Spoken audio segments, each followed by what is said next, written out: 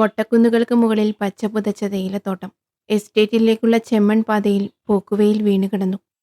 പൊടിപടലങ്ങൾ ഉയർത്തിക്കൊണ്ട് ഒരു ജീപ്പ് വന്ന് എസ്റ്റേറ്റിലുള്ള പഴയ ബംഗ്ലാവിന് മുന്നിൽ നിന്നു. ജീപ്പിന്റെ ശബ്ദം കേട്ടപ്പോൾ ആ കെട്ടിടത്തിലുണ്ടായിരുന്നവർ പുറത്തേക്ക് വന്നു. ജീപ്പിൽ നിന്നും ഫോറസ്റ്റർ ചന്ദ്രമോഹനും 5-8 ഗാർഡുകളും ഇറങ്ങി. എന്താ എന്താ സാർ? ഒരുത്തൻ ഫോറസ്റ്ററോട് തിരക്കി. ഇവിടെ കഞ്ചാവ് കൃഷിയുണ്ടെന്ന് ഞങ്ങൾക്ക് വിവരം ലഭിച്ചിട്ടുണ്ട്. അത് കണ്ടുപിടിക്കേ. ഫോറസ്റ്റർ ഗാർഡുകൾക്ക് നിർദ്ദേശം നൽകി. അവർ ഓരോ ഭാഗത്തേക്കായി ഓടിപ്പോയി. സർ, ഇവിടെ അങ്ങനെയൊരു കൃഷിയില്ല. ആരോ തങ്ങളെ തെറ്റിദ്ധരിപ്പിച്ചതാണ്. ഈ എസ്റ്റേറ്റ് കോട്ടൂരാൻ മുതലാളിയുടേതാണെന്നറിയാലോ. ഞങ്ങൾക്ക് ഞങ്ങളുടെ ഡ്യൂട്ടി ചെയ്യാതെ പറ്റില്ല മിസ്റ്റർ.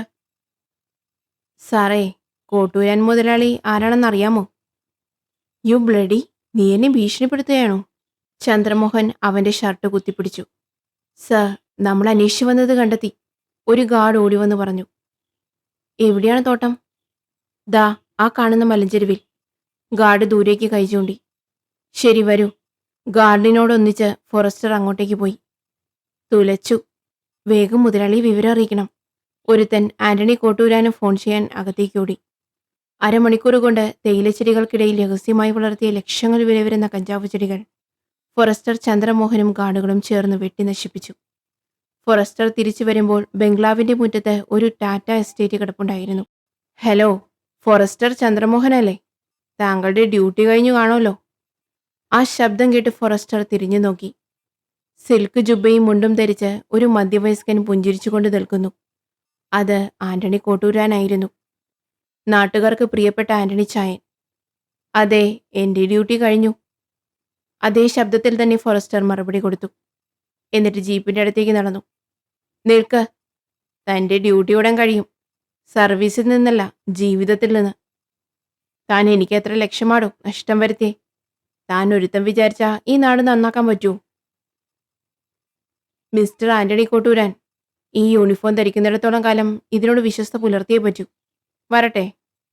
ഫോറസ്റ്റർ ചന്ദ്രമോഹനും ഗാർഡുകളും ജീപ്പിൽ കയറി. അത് മുമ്പോട്ട് നീങ്ങി. ആന്റണി കോട്ടൂരാൻ പല്ലുകടിച്ചു. എടാ പീറ ഫോറസ്റ്ററെ, നിന്നെ ഒരു പാഠം പഠിപ്പിച്ചില്ലെങ്കിൽ എൻ്റെ പേര് ആന്റണി കോട്ടൂരാനെന്നല്ല. നീയൊക്കെ എന്നാ മണത്തോണ്ടിരിക്കുവായിരുന്നടാ. ആന്റണി ബംഗ്ലാവിലുണ്ടായിരുന്ന ഗുണ്ടകളോട് തട്ടിക്കയറി. മുതലാളി അത്... പോടാ, നന്ദികെട്ട വർഗം. നിന്നെയൊക്കെ വെറുതെ തീറ്റിപ്പോറ്റുന്നതാ. എന്തു വേണോന്ന് എനിക്കറിയാം. ഒരു കൊടുങ്കാറ്റ് പോലെ ആന്റണി തന്റെ കാറിൽ കയറി ഓടിച്ചുപോയി. അടുത്ത ദിവസം രാവിലെ സതീശന്റെ ശബ്ദം കേട്ടാണ് ഫോറസ്റ്റർ ചന്ദ്രമോഹൻ ഉണർന്നത്. എന്താടാ? അദ്ദേഹം മകനോട് തിരക്കി. Congratulations daddy. അവൻ പിന്നിൽ പിടിച്ചിരുന്ന അന്നത്തെ പത്രമെടുത്തുയർത്തി കാണിച്ചു. ഫ്രണ്ട് പേജിൽ തന്നെ കഞ്ചാവ് വേട്ടയെക്കുറിച്ചുള്ള വാർത്തയും ഫോറസ്റ്ററുടെ ഫോട്ടോയും. ഇത്രയും വലിയൊരു കഞ്ചാവ് വേട്ട നടത്തിയതിന് ഡാഡിക്ക് പ്രമോഷനും ഉണ്ട്. ഉവ്വോ. സന്തോഷം കൊണ്ട് ചന്ദ്രമോഹൻ മകനെ കെട്ടിപ്പിടിച്ചു. എന്താ രാവിലെ അച്ഛനും മകനും തമ്മിലൊരു കിന്നാരം? ബെഡ് കോഫിയുമായി കടന്നു വന്ന സാവിത്രിയമ്മ ചോദിച്ചു. അത് ഞങ്ങൾ അച്ഛനും മകനും തമ്മിലുള്ള കാര്യാ, നീ അറിയണ്ട. എനിക്കറിയാം, ഇന്ന് കോളേജിൽ എന്തെങ്കിലും പരിപാടി കാണും. പോക്കറ്റ് മണി കൂടുതൽ ചോദിക്കാനുള്ള തന്ത്രം എന്തെങ്കിലും ആയിരിക്കും. പിന്നെ മമ്മിക്ക് അതേ അറിയൂ. ഇതൊന്നുമല്ല, അച്ഛന് പ്രമോഷൻ. ദാ കണ്ടില്ലേ, ഫോട്ടോയും വാർത്തയും. സതീഷ് പത്രം മമ്മിക്ക് നേരെ നീട്ടി. ചന്ദ്രമോഹന്റെയും സാവിത്രിയുടെയും അരുമ സന്താനമാണ് Satish Kumar. BSc final year ആണ് പഠിക്കുന്നതെങ്കിലും ഇപ്പോഴും കൊച്ചുകുട്ടിയാണെന്നുള്ള വിചാരമാണ്. അച്ഛൻ്റെയും അമ്മയുടെയും ചെല്ലക്കുട്ടി. സതീഷ് കോളേജിലെത്തുമ്പോൾ ക്യാമ്പസിൽ കുറേ കുട്ടികൾ കൂടി നിന്നിരുന്നു. സതീഷിനെ കണ്ടതും അവൻ്റെ ഒരു ഫ്രണ്ട് ഓടി വന്നിട്ട് പറഞ്ഞു. സതീഷ്, നീ വരുന്നതും കാത്ത് സൈമൺ കോട്ടൂരാൻ കുറേ സമയമായി നിൽക്കുന്നു. നിന്റെ അച്ഛൻ കോട്ടൂരാന്റെ കഞ്ചാവ് നശിപ്പിച്ചതിന് പകരം ചോദിക്കാനെന്നാ തോന്നുന്നേ. നീ വേഗം വീട്ടിലേക്ക് പോക്കോ. പിന്നെ അവനെ പേടിച്ച് എനിക്കോടാൻ പറ്റില്ല. വരുന്നിടത്ത് വെച്ച് കാണാം. സതീഷ് സാധാരണ പോലെ നീണ്ട വരാന്തയിലൂടെ തന്റെ ക്ലാസ് റൂമിലേക്ക് നടന്നു. എന്തിനും മടിക്കാത്തവനാണ് സൈമൺ. അപ്പന്റെ അതേ സ്വഭാവം. എപ്പോഴും എന്തെങ്കിലുമൊക്കെ ലഹരിക്കടിമയായിരിക്കും. കഞ്ചാവോ ബ്രൗൺ ഷുഗറോ അല്ലെങ്കിൽ മുന്തിയ വിസ്കിയോ ബ്രാൻഡിയോ. ക്യാമ്പസിൽ രഹസ്യമായി മയക്കുമരുന്ന് കച്ചവടമുണ്ട്. ആര് ചോദിക്കാനാ? 2 ലക്ഷമാ അപ്പൻ കോളേജിന് സംഭാവന കൊടുത്തേ. സതീഷ് തന്റെ ക്ലാസ് റൂമിലേക്ക് കയറുകയായിരുന്നു. എടാ! ഒരലർച്ച. സതീഷ് ഞെട്ടിത്തിരിഞ്ഞു നോക്കി. കയ്യിലൊരു ഇരുമ്പ് കമ്പിയുമായി സൈമൺ കോട്ടൂരാൻ. നീയും നിന്റെ തന്തയും ചേർന്ന് ഞങ്ങളുടെ തോട്ടം നശിപ്പിക്കും അല്ലടച്ചട്ടെ. അവന്റെ കാൽ നിലത്തുറയ്ക്കുന്നുണ്ടായിരുന്നില്ല. സൈമൺ സതീഷിനെ ആഞ്ഞടിച്ചു. സതീഷ് പെട്ടെന്ന് മാറിയെങ്കിലും അടി തോളിലുരസി കടന്നുപോയി. വിദ്യാർത്ഥികളും സ്റ്റാഫും ചേർന്ന് സൈമണെ പിടിച്ചുമാറ്റി നിർത്തി. ദൈവമേ, എന്തൊരു ലോകാണിത്! നീതിയും നിയമവും പണക്കാരന്റെ പോക്കറ്റിലാണ്. സത്യസന്ധമായി ജോലി നിർവഹിക്കുന്നവന് ഇവിടെ രക്ഷയില്ല. സതീഷ് ക്ലാസ് റൂമിൽ തളർന്നിരുന്നു. പലരും അവനോട് സൂക്ഷിക്കണമെന്ന് പറഞ്ഞു. സത്യത്തിൽ സ്റ്റാഫിനും ഉള്ളിൽ ഭയമായിരുന്നു. സതീഷ്, എന്തേലും പറ്റിയോ? ഓടിക്കിതച്ചു വന്ന് പരിഭ്രമത്തോടെ അവൾ തിരക്കി. ഇല്ല സൂര്യ, ഇല്ല, ഒന്നും പറ്റിയില്ല. സതീഷിന്റെ മനസ്സ് തണുത്തു. തന്റെ കാര്യത്തിലും ഉത്കണ്ഠയുള്ള ഒരാളുണ്ട്. സൂര്യ, തന്റെ പെണ്ണ്. Zion Villa. ആന്റണി കോട്ടൂരാന്റെ ഇരുനില മാളിക. കോട്ടൂരാൻ തന്റെ മുറിയിലെ സോഫയിൽ അക്ഷമനായിരിക്കുകയായിരുന്നു. ഫോറസ്റ്റർ ചന്ദ്രമോഹന് തന്റെ കഞ്ചാവ് കൃഷിയെപ്പറ്റി വിവരം കൊടുത്തത് ആരാണെന്നറിയാനുള്ള ഉത്കണ്ഠ. അവൻ തനിക്ക് ലക്ഷങ്ങളാണ് നഷ്ടമുണ്ടാക്കിയിരിക്കുന്നത്. ആരായിരുന്നാലും അവന്റെ ശനിദിശ ആരംഭിക്കാൻ പോകുന്നതേയുള്ളൂ. എവിടെ പോയി കിടക്കുക ആ പന്ന റാസ്കൽ! കോപം കൊണ്ട് കോട്ടൂരാൻ കൈകൾ കൂട്ടിത്തിരുമ്മി.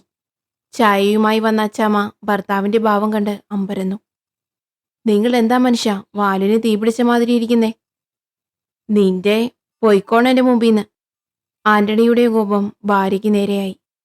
ഈ സമയം ബംഗ്ലാവിന്റെ പോർച്ചിൽ ഒരു മാരുതി വാൻ വന്നു നിന്നു. കോട്ടൂരാൻ എണീറ്റ് സിറ്റൗട്ടിലേക്ക് വന്നു. വാനിൽ നിന്നും ബഷീർ ഇറങ്ങി. കോട്ടൂരാന്റെ ഗുണ്ടാത്തലവനാണ് ബഷീർ. പോയ കാര്യം എന്തായി? ആരാണെന്നറിഞ്ഞോ? അറിഞ്ഞു മുതലാളി. എങ്കി വാ. കോട്ടൂരാൻ ബഷീറിനെയും വിളിച്ചുകൊണ്ട് രഹസ്യമുറിയിലേക്ക് പോയി. തങ്ങളുടെ സംസാരം ആരും കേൾക്കരുത്, സ്വന്തം ഭാര്യ പോലും. മുതലാളി, ആ ഡോക്ടർ ഐസക് തോമസ് ആണ് വിവരം ഒറ്റുകൊടുത്തേ. ഏ? ആന്റണി ഞെട്ടിപ്പോയി. അവനങ്ങനെ ചെയ്തു? ആരാണിത് പറഞ്ഞേ? ഗാർഡ് രാമകൃഷ്ണനാണ്. എങ്കിൽ സത്യായിരിക്കും. അവന്റെ ഭാര്യയുടെ ചികിത്സയ്ക്കായി ഞാനാ പണം കൊടുത്തേ. അതിന്റെ നന്ദി അവൻ കാണിച്ചു. ആ ഡിപ്പാർട്ട്മെന്റിലും നമ്മുടെ ആളുകൾ വേണ്ടേ? മുതലാളിയുടെ വലങ്കൈയായിരുന്ന ഡോക്ടർക്ക് എന്തു പറ്റി? ബഷീർ സംശയത്തോടെ കോട്ടൂരാന്റെ മുഖത്തേക്ക് നോക്കി. അവന് പറ്റാൻ പോകുന്നതേയുള്ളൂ. എന്തുവേണമെന്ന് എനിക്കറിയാം. ബഷീർ പൊയ്ക്കോളൂ. കോട്ടൂരാന്റെ മനസ്സിൽ ആ പഴയ സംഭവം തെളിഞ്ഞു വന്നു. അപ്പോൾ അവന്റെ പക ഇതുവരെ മാറിയിട്ടില്ല അല്ലേ? എങ്കിലിനി ഒരു കളി കൂടി ഞാനും കളിക്കാം.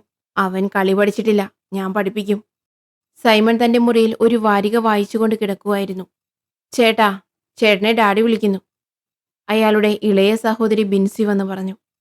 സൈമൺ എണീറ്റ് കോട്ടൂരാന്റെ മുറിയിലേക്ക് ചെന്നു. എന്തിനാ ഡാഡി എന്നെ വിളിച്ചത്? നീ ഇരിക്കെ, കുറച്ച് സംസാരിക്കാനുണ്ട്. സൈമൺ ഡാഡിയുടെ അടുത്തുള്ള സോഫയിലിരുന്നു. നമ്മുടെ കഞ്ചാവ് തോട്ടത്തെക്കുറിച്ച് ഫോറസ്റ്റർക്ക് വിവരം നൽകിയത് ആരാണെന്ന് നിനക്കറിയോ? Doctor Isaac Thomas. ഏ?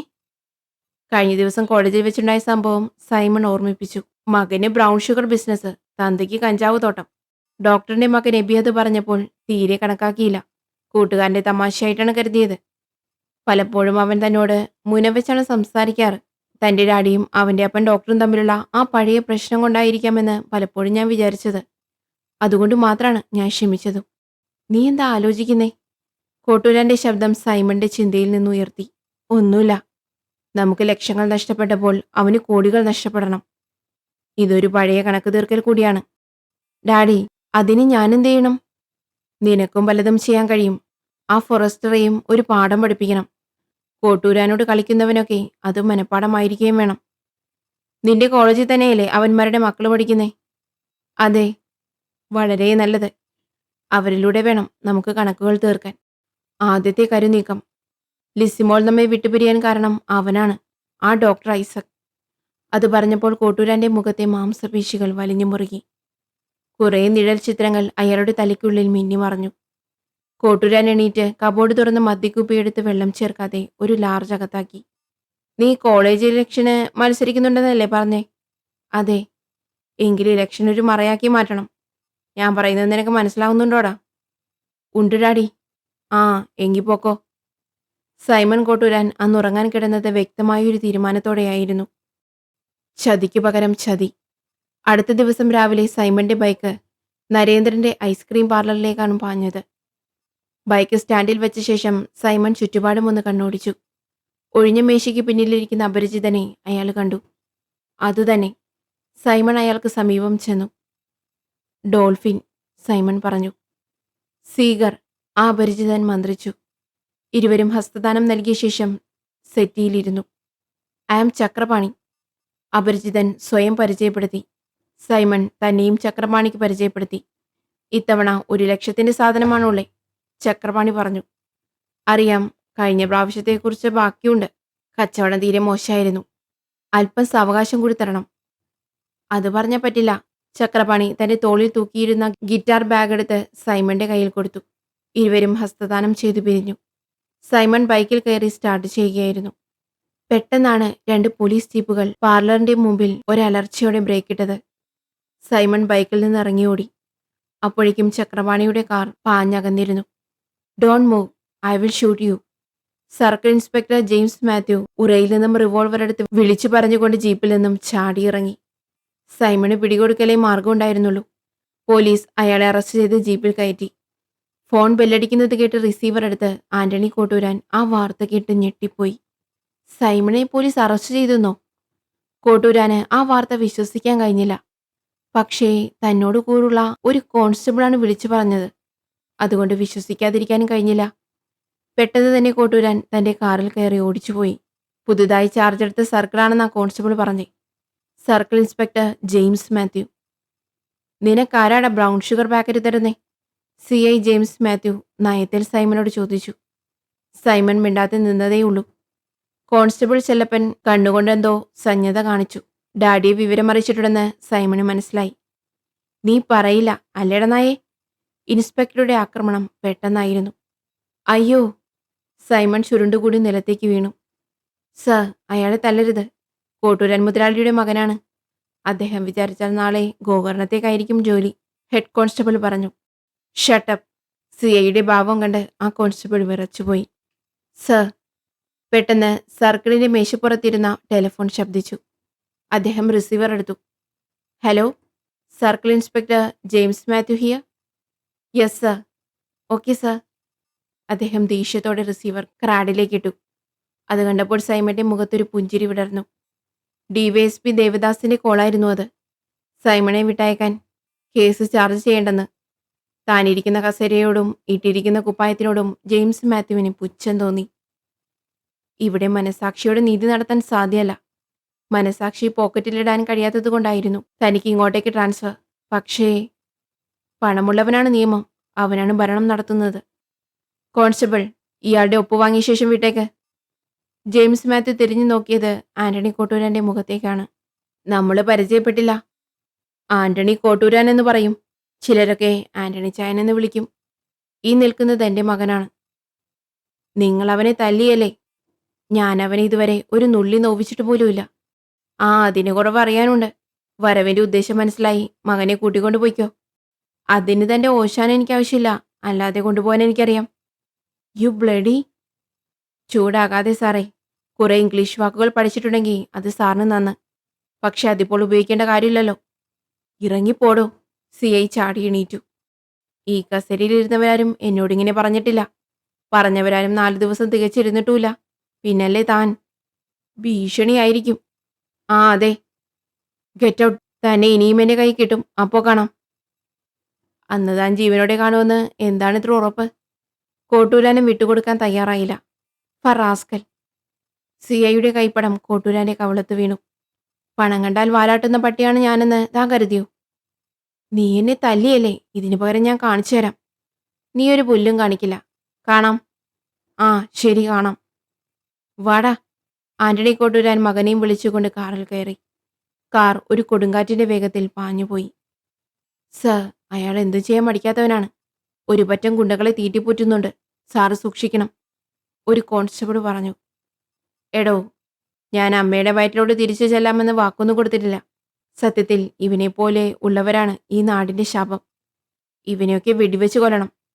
അവന് ഡ്രഗ്സ് നൽകുന്ന ആരാണെന്ന് കണ്ടുപിടിക്കാൻ കഴിഞ്ഞില്ല. അതിനു മുമ്പ് മേലേന്ന് ഉത്തരവ് വന്നല്ലോ. സർക്കിൾ ഇൻസ്പെക്ടർ ജെയിംസ് മാത്യുവിന് നിരാശ തോന്നി. വലിയൊരു ഇരയാണ് നഷ്ടപ്പെട്ടത്. ഒരുപക്ഷെ ആന്റണി കോട്ടൂരാനും ആ ഗ്യാങ്ങിൽപ്പെട്ടതായിരിക്കുമോ? അയാൾക്കും കഞ്ചാവ് തോട്ടം ഉണ്ടായിരുന്നല്ലോ. ഏതായാലും അപ്പനെയും മകനെയും ഇനിയും തന്റെ കയ്യിൽ കിട്ടാതിരിക്കില്ല. CIയുടെ ചിന്ത അത്രത്തോളം ആയപ്പോഴേക്കും അദ്ദേഹം തന്റെ ക്വാർട്ടേഴ്സിന്റെ മുമ്പിലെത്തിയിരുന്നു. അദ്ദേഹം ബെല്ലടിച്ചു. അകത്ത് മണിമുഴങ്ങി. സോഫി വന്ന് വാതിൽ തുറന്നു. സോഫി, നീ കുറച്ച് വെള്ളം എടുക്ക്, വല്ലാത്ത ദാഹം. ആ മോളെവിടെ? അവൾ ഉറങ്ങിപ്പോയി. സോഫി വെള്ളവുമായി വന്നപ്പോൾ ലുങ്കിയും എടുത്ത് കസേരയിൽ ആലോചനയോടെ ഇരിക്കുന്ന ജെയിംസ് മാത്യുവിനെയാണ് കണ്ടത്. ഇന്ന് ഇൻസ്പെക്ടർക്ക് എന്തു പറ്റി? അവൾ അദ്ദേഹത്തിന്റെ മുഖം പിടിച്ചുയർത്തി. ഒന്നുമില്ല. സിഐ പുഞ്ചിരിക്കാൻ ശ്രമിച്ചു. ഇനി ഞാൻ കെന്നഡിയോട് എന്തു പറയും? 1,00,000 രൂപയല്ലേ ഒറ്റയടിക്ക് പോയേ? സൈമൺ നിരാശയോടെ ചങ്ക് തിരുമ്മി. സാരില്ലടാ, അതിന് ഡാഡി വഴിയുണ്ടാക്കാം. നീ എണീറ്റ് വന്ന് വല്ലതും കഴിച്ചു കിടക്ക്. കോട്ടൂരാൻ മകനെ ആശ്വസിപ്പിച്ചു. വനിതാ ക്ലബ്ബിൽ പോയ അച്ചമ്മ അപ്പോഴാണ് വിവരം അറിഞ്ഞത്. എന്റെ മോനെ, പോലീസുകാർ നിന്നെ വല്ലതും കാണിച്ചോടാ? ഒന്നും കാണിച്ചില്ല മമ്മി. കെട്ടിപ്പിടിച്ചൊരു ഉമ്മ തന്നു. ദേഷ്യത്തോടെ സൈമൺ അവന്റെ മുറിയിലേക്ക് കയറിപ്പോയി. ഡാഡിക്കറിയാമോ പോലീസിൽ വിവരം അറിയിച്ചത് ആരാണെന്ന്? ആ ഡോക്ടർ തന്നെ, ഐസക് തോമസ്. ആന്റണി കോട്ടൂരാന്റെ അടുത്തേക്ക് വന്ന് സൈമൺ പറഞ്ഞു. കോൺസ്റ്റബിൾ ചെല്ലപ്പൻ ഇപ്പോൾ വിളിച്ചതേയുള്ളൂ. ഇതവന്റെ അവസാനത്തെ വിവരം നൽകലാണ്. ആ റാസ്കൽ ഇതെന്ത് ഭാവിച്ചെന്നാ മനസ്സിലാകാത്തത്. നമ്മൾ വെറും വിഡ്ഢികളാണെന്നായിരിക്കും അവന്റെ വിചാരം. അത് തിരുത്തണം, കോട്ടൂരാൻ മകനോട് പറഞ്ഞു. ഡാഡി, എബി പറഞ്ഞിട്ടായിരിക്കും ഡോക്ടർ അറിഞ്ഞത്, അല്ലാതെ മറ്റാരും പറയില്ല. സിഗരറ്റ് കത്തിക്കുന്ന ഡാഡിയുടെ മുഖത്തേക്ക് നോക്കിക്കൊണ്ട് സൈമൺ പറഞ്ഞു. സിഗരറ്റ് അധരങ്ങൾക്കിടയിൽ തിരുമ്മിക്കൊണ്ട് കോട്ടൂരാൻ തുടർന്നു. ആയിരിക്കാം, അല്ലായിരിക്കാം. എടാ, മുള്ളിനെ മുള്ളുകൊണ്ടെടുക്കണം. നീ കേട്ടിട്ടില്ലേ? നീ എന്റെ മകനാണ്, ഈ ആന്റണി കോട്ടൂരാന്റെ. മനസ്സിലായോ? എങ്കിലിനി നിന്റെ ഇഷ്ടം പോലെ കാണിക്കേ. എന്തു വന്നാൽ അതിന്റെ ബാക്കി ഈ ഡാഡി കൈകാര്യം ചെയ്തോളാം. അടുത്ത ദിവസം പുതിയ ചില പദ്ധതികളുമായാണ് സൈമൺ കോളേജിലെത്തിയത്. രഹസ്യമായി ഡ്രഗ്സ് മേടിക്കുന്ന പലരും അവനെ പൊതിഞ്ഞു. അവർക്ക് വേണ്ടുന്ന സാധനം അവൻ കരുതിയിട്ടുണ്ടായിരുന്നു. ക്യാമ്പസിലെ അക്കേഷ്യ മരത്തണലിൽ സൂര്യയും സതീഷും ഇരിക്കുന്നത് കണ്ടപ്പോൾ സൈമന്റെ പുതിയ പദ്ധതിക്ക് ഒരു രൂപം കൈവന്നു. കോളേജ് ഇലക്ഷൻ പ്രമാണിച്ച് കുട്ടികൾ വോട്ട് പിടിക്കുന്ന തിരക്കിലായിരുന്നു ശബ്ദമുഖരിതമായ കോളേജ് ക്യാമ്പസ്. സൈമൺ ചെയർമാൻ സ്ഥാനത്തേക്ക് മത്സരിക്കുന്നതുകൊണ്ട് മറ്റാരും മത്സരിക്കാനില്ലായിരുന്നു. സൈമണെതിരായി നിന്നാൽ എന്തെങ്കിലും കുതന്ത്രം അവൻ ഒപ്പിക്കുമെന്നറിയാമായിരുന്നു. പലരും അവനെ ജയിപ്പിക്കാനാണ് തീരുമാനിച്ചത്. കാരണം അത് കുറച്ചുള്ള ബഹളം സഹിച്ചാൽ മതിയല്ലോ എന്ന് കരുതി. അന്ന് സതീഷ് അല്പം താമസിച്ചാണ് കോളേജിലെത്തിയത്. പതിവ് സ്ഥലത്ത് സൂര്യ കാത്തുനിന്നിരുന്നു. ഒരു പാവപ്പെട്ട കുടുംബത്തിലെ അംഗമായിരുന്നു സൂര്യ. അവൾക്ക് അമ്മ മാത്രമേ ഉള്ളൂ. സൂര്യയുടെ ആശകളും പ്രതീക്ഷകളും എല്ലാം സതീഷിലായിരുന്നു. സതീഷിന്റെ വീട്ടുകാർക്കും സൂര്യ ഇഷ്ടായിരുന്നു. എക്സാം കഴിഞ്ഞാൽ വിവാഹമെന്ന് ഉറപ്പിച്ചിരുന്നു. പലപ്പോഴും സൂര്യ സതീഷിന്റെ വീട്ടിൽ പോകാറുണ്ടായിരുന്നു. ഫോറസ്റ്റർ ചന്ദ്രമോഹനും ഭാര്യയ്ക്കും ഭാവി മരുമകളെ ഇഷ്ടായിരുന്നു. സൈമണെതിരായി സതീഷിന് ചെയർമാൻ സ്ഥാനത്തേക്ക് മത്സരിച്ചാൽ എന്താ? കോട്ടൂരാന്മാരുടെ കുടുംബസ്വത്തൊന്നുമല്ലല്ലോ കോളേജ്. പെൺകുട്ടികളുടെ വോട്ട് മുഴുവൻ സതീഷിന് ഞാൻ വാങ്ങിത്തരാം. വേണ്ട സൂര്യ, സൈമണും കോട്ടൂരാനും ഇപ്പോൾ തന്നെ ഞങ്ങളോട് ശത്രുതയാ. അച്ഛൻ കഞ്ചാവ് പിടിച്ചത് മുതൽ തുടങ്ങിയതാണ്. തരത്തിന് കിട്ടിയാൽ കുടുക്കിലാക്കാനാണ് അവനിരിക്കുന്നത്. അങ്ങനെ പറഞ്ഞൊഴിയാതെ. സതീഷ് എന്തായാലും മത്സരിക്കണം. സതീഷിന്റെ ഫാദർ നല്ലൊരു പൊളിറ്റിക്കൽ തിങ്കറല്ലേ. ആ സ്വഭാവം അല്പം പോലും മകനിലില്ലല്ലോ. പേടിച്ചിട്ടാണോ? പേടിയോ എനിക്കോ? നിന്നെയോർത്ത് മാത്രമാണ് ഞാൻ ഒരു കുഴപ്പത്തിലും ചാടാതെ നിൽക്കുന്നേ. അല്ലെങ്കിൽ പണ്ടേ സൈമൺ എൻ്റെ കൈയുടെ ചൂടറിഞ്ഞേനെ. അതൊന്നും വേണ്ട. ഇത് ലാസ്റ്റ് ഇയർ അല്ലേ. ഒരു കൈ സതീഷിന് നോക്ക്. സതീഷിന് സമ്മതം തന്നാൽ മതി. ബാക്കിയൊക്കെ ഞങ്ങൾ നോക്കിക്കോളാം. ശരി, എങ്കിൽ അങ്ങനെ തന്നെ ഒരു കൈ നോക്കാം. നല്ല കുട്ടി. സൂര്യ സതീഷിന്റെ കൈത്തലം കവർന്ന് അതിൽ മൃദുവായി ഒന്ന് ചുംബിച്ചു. സൂര്യ തന്നെ സതീഷിന് വേണ്ടി പ്രവർത്തനം ആരംഭിക്കാൻ മുന്നിട്ടിറങ്ങി. എബിയും സുരേഷും രാജേഷ് ഫിലിപ്പും റഫീഖും ഷേർലിയും എല്ലാം സതീഷിന് വേണ്ടി പ്രവർത്തിക്കാൻ മുന്നോട്ടിറങ്ങി. സതീഷിന്റെ വിജയം ഉറപ്പായിരുന്നു. ഇലക്ഷന്റെ തലേന്ന് ക്ലാസ് കഴിഞ്ഞ് ലൈബ്രറിയിൽ ചെന്നതായിരുന്നു സൂര്യ. ഏതോ പുസ്തകം റാക്കിൽ പരതുന്നതിനിടയിൽ ആ ശബ്ദം കേട്ടവൾ തിരിഞ്ഞു നോക്കി. എടി, നീയാണോ എനിക്കെതിരായി മത്സരിക്കാൻ ആളെ ഏർപ്പാടാക്കിയത്? പിന്നിൽ ക്രൂദ്ധനായി സൈമൺ നിൽക്കുന്നു. സൂര്യ ഒരു രക്ഷയ്ക്ക് വേണ്ടി ഒന്ന് ചുറ്റും നോക്കി. Library hall ശൂന്യമായിരുന്നു. സൈമൺ തന്നെ തനിച്ചു കിട്ടാൻ വേണ്ടി തക്കം പാർത്തിരുന്നതാണെന്ന് അവൾക്ക് മനസ്സിലായി. നീ ആരാടി? ക്ലിയോപാട്രയോ അതോ മെർലിൻ മൺട്രോയോ? ഒരു മഹാറാണി വന്നിരിക്കുന്നു. അവനെ ചെയർമാനാക്കിയില്ലെങ്കിൽ അവൻ നിനക്ക് ഗർഭമുണ്ടാക്കിയിട്ട് മുങ്ങോടി. സൈമന്റെ വായിൽ നിന്നും മദ്യത്തിന്റെ രൂക്ഷഗന്ധമുയർന്നു. കുടിച്ച് ലെക്ക് തെറ്റിയ സൈമൺ രണ്ടും കൽപ്പിച്ചാണെന്ന് സൂര്യയ്ക്ക് മനസ്സിലായി. സൈമൺ വഴിയിന്ന് മാറ്, എനിക്ക് പോണം. വഴി തടഞ്ഞു നിൽക്കുന്ന അവനോട് സൂര്യ പറഞ്ഞു. നീ എങ്ങോട്ടാടി പോകുന്നേ? നീ പോകുന്നത് എനിക്കൊന്ന് കാണണമല്ലോ. എന്നെ ഉപദ്രവിക്കരുത് പ്ലീസ്. ഇല്ലടി, ഉപദ്രവിക്കുന്നില്ല. ഒരു ഉമ്മ തരാൻ പോവുക. നിന്റെ അമ്മായിയപ്പനാവാൻ പോകുന്ന ലവനുണ്ടല്ലോ, ഫോറസ്റ്റർ. അവനെനിക്ക് ലക്ഷങ്ങളാ നഷ്ടമുണ്ടാക്കി. അവനിനി അധികകാലം ആയുസില്ല. അറിയാമോ നിനക്ക്? എനിക്കൊന്നും കേൾക്കണ്ട, വഴിമാറ്. പെട്ടെന്ന് സൈമൺ സൂര്യയുടെ കയ്യിൽ കയറി പിടിച്ചു. ചി വിടടാ. പടക്കം പൊട്ടുന്നത് പോലെ സൂര്യയുടെ കൈ സൈമണിന്റെ കരണത്ത് വീണു. അടിയേറ്റ മൂർഖനെ പോലെ സൈമൺ ചീറി. നിന്നെ ഞാൻ... അയാൾ അവൾക്ക് നേരെ അടുത്തു. അയ്യോ! ഒരു ഉഗ്രൻ തൊഴിയേറ്റ് സൈമൺ തെറിച്ചുപോയി.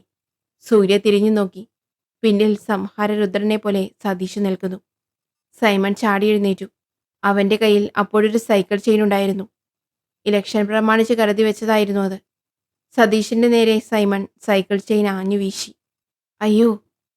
സതീഷിന്റെ തല തകരുന്നത് കാണാതെ അലറിക്കൊണ്ട് സൂര്യ കണ്ണുകൾ അടച്ചു. ആ അടിയേറ്റാൽ തലച്ചോറ് ചിതറുമായിരുന്നു. എന്നാൽ സതീഷിന്റെ ചലനം ദ്രുതഗതിയിലായിരുന്നു. അവൻ നിലത്തേക്ക് കുനിഞ്ഞു. സൈക്കിൾ ചെയിൻ ലക്ഷ്യം തെറ്റി വായുവിൽ പുളഞ്ഞു. സൈമന്റെ ബാലൻസ് തെറ്റി. സതീഷ് സൈമന്റെ അടിവയറ്റിൽ തലവെച്ചൊരിടി കൊടുത്തു.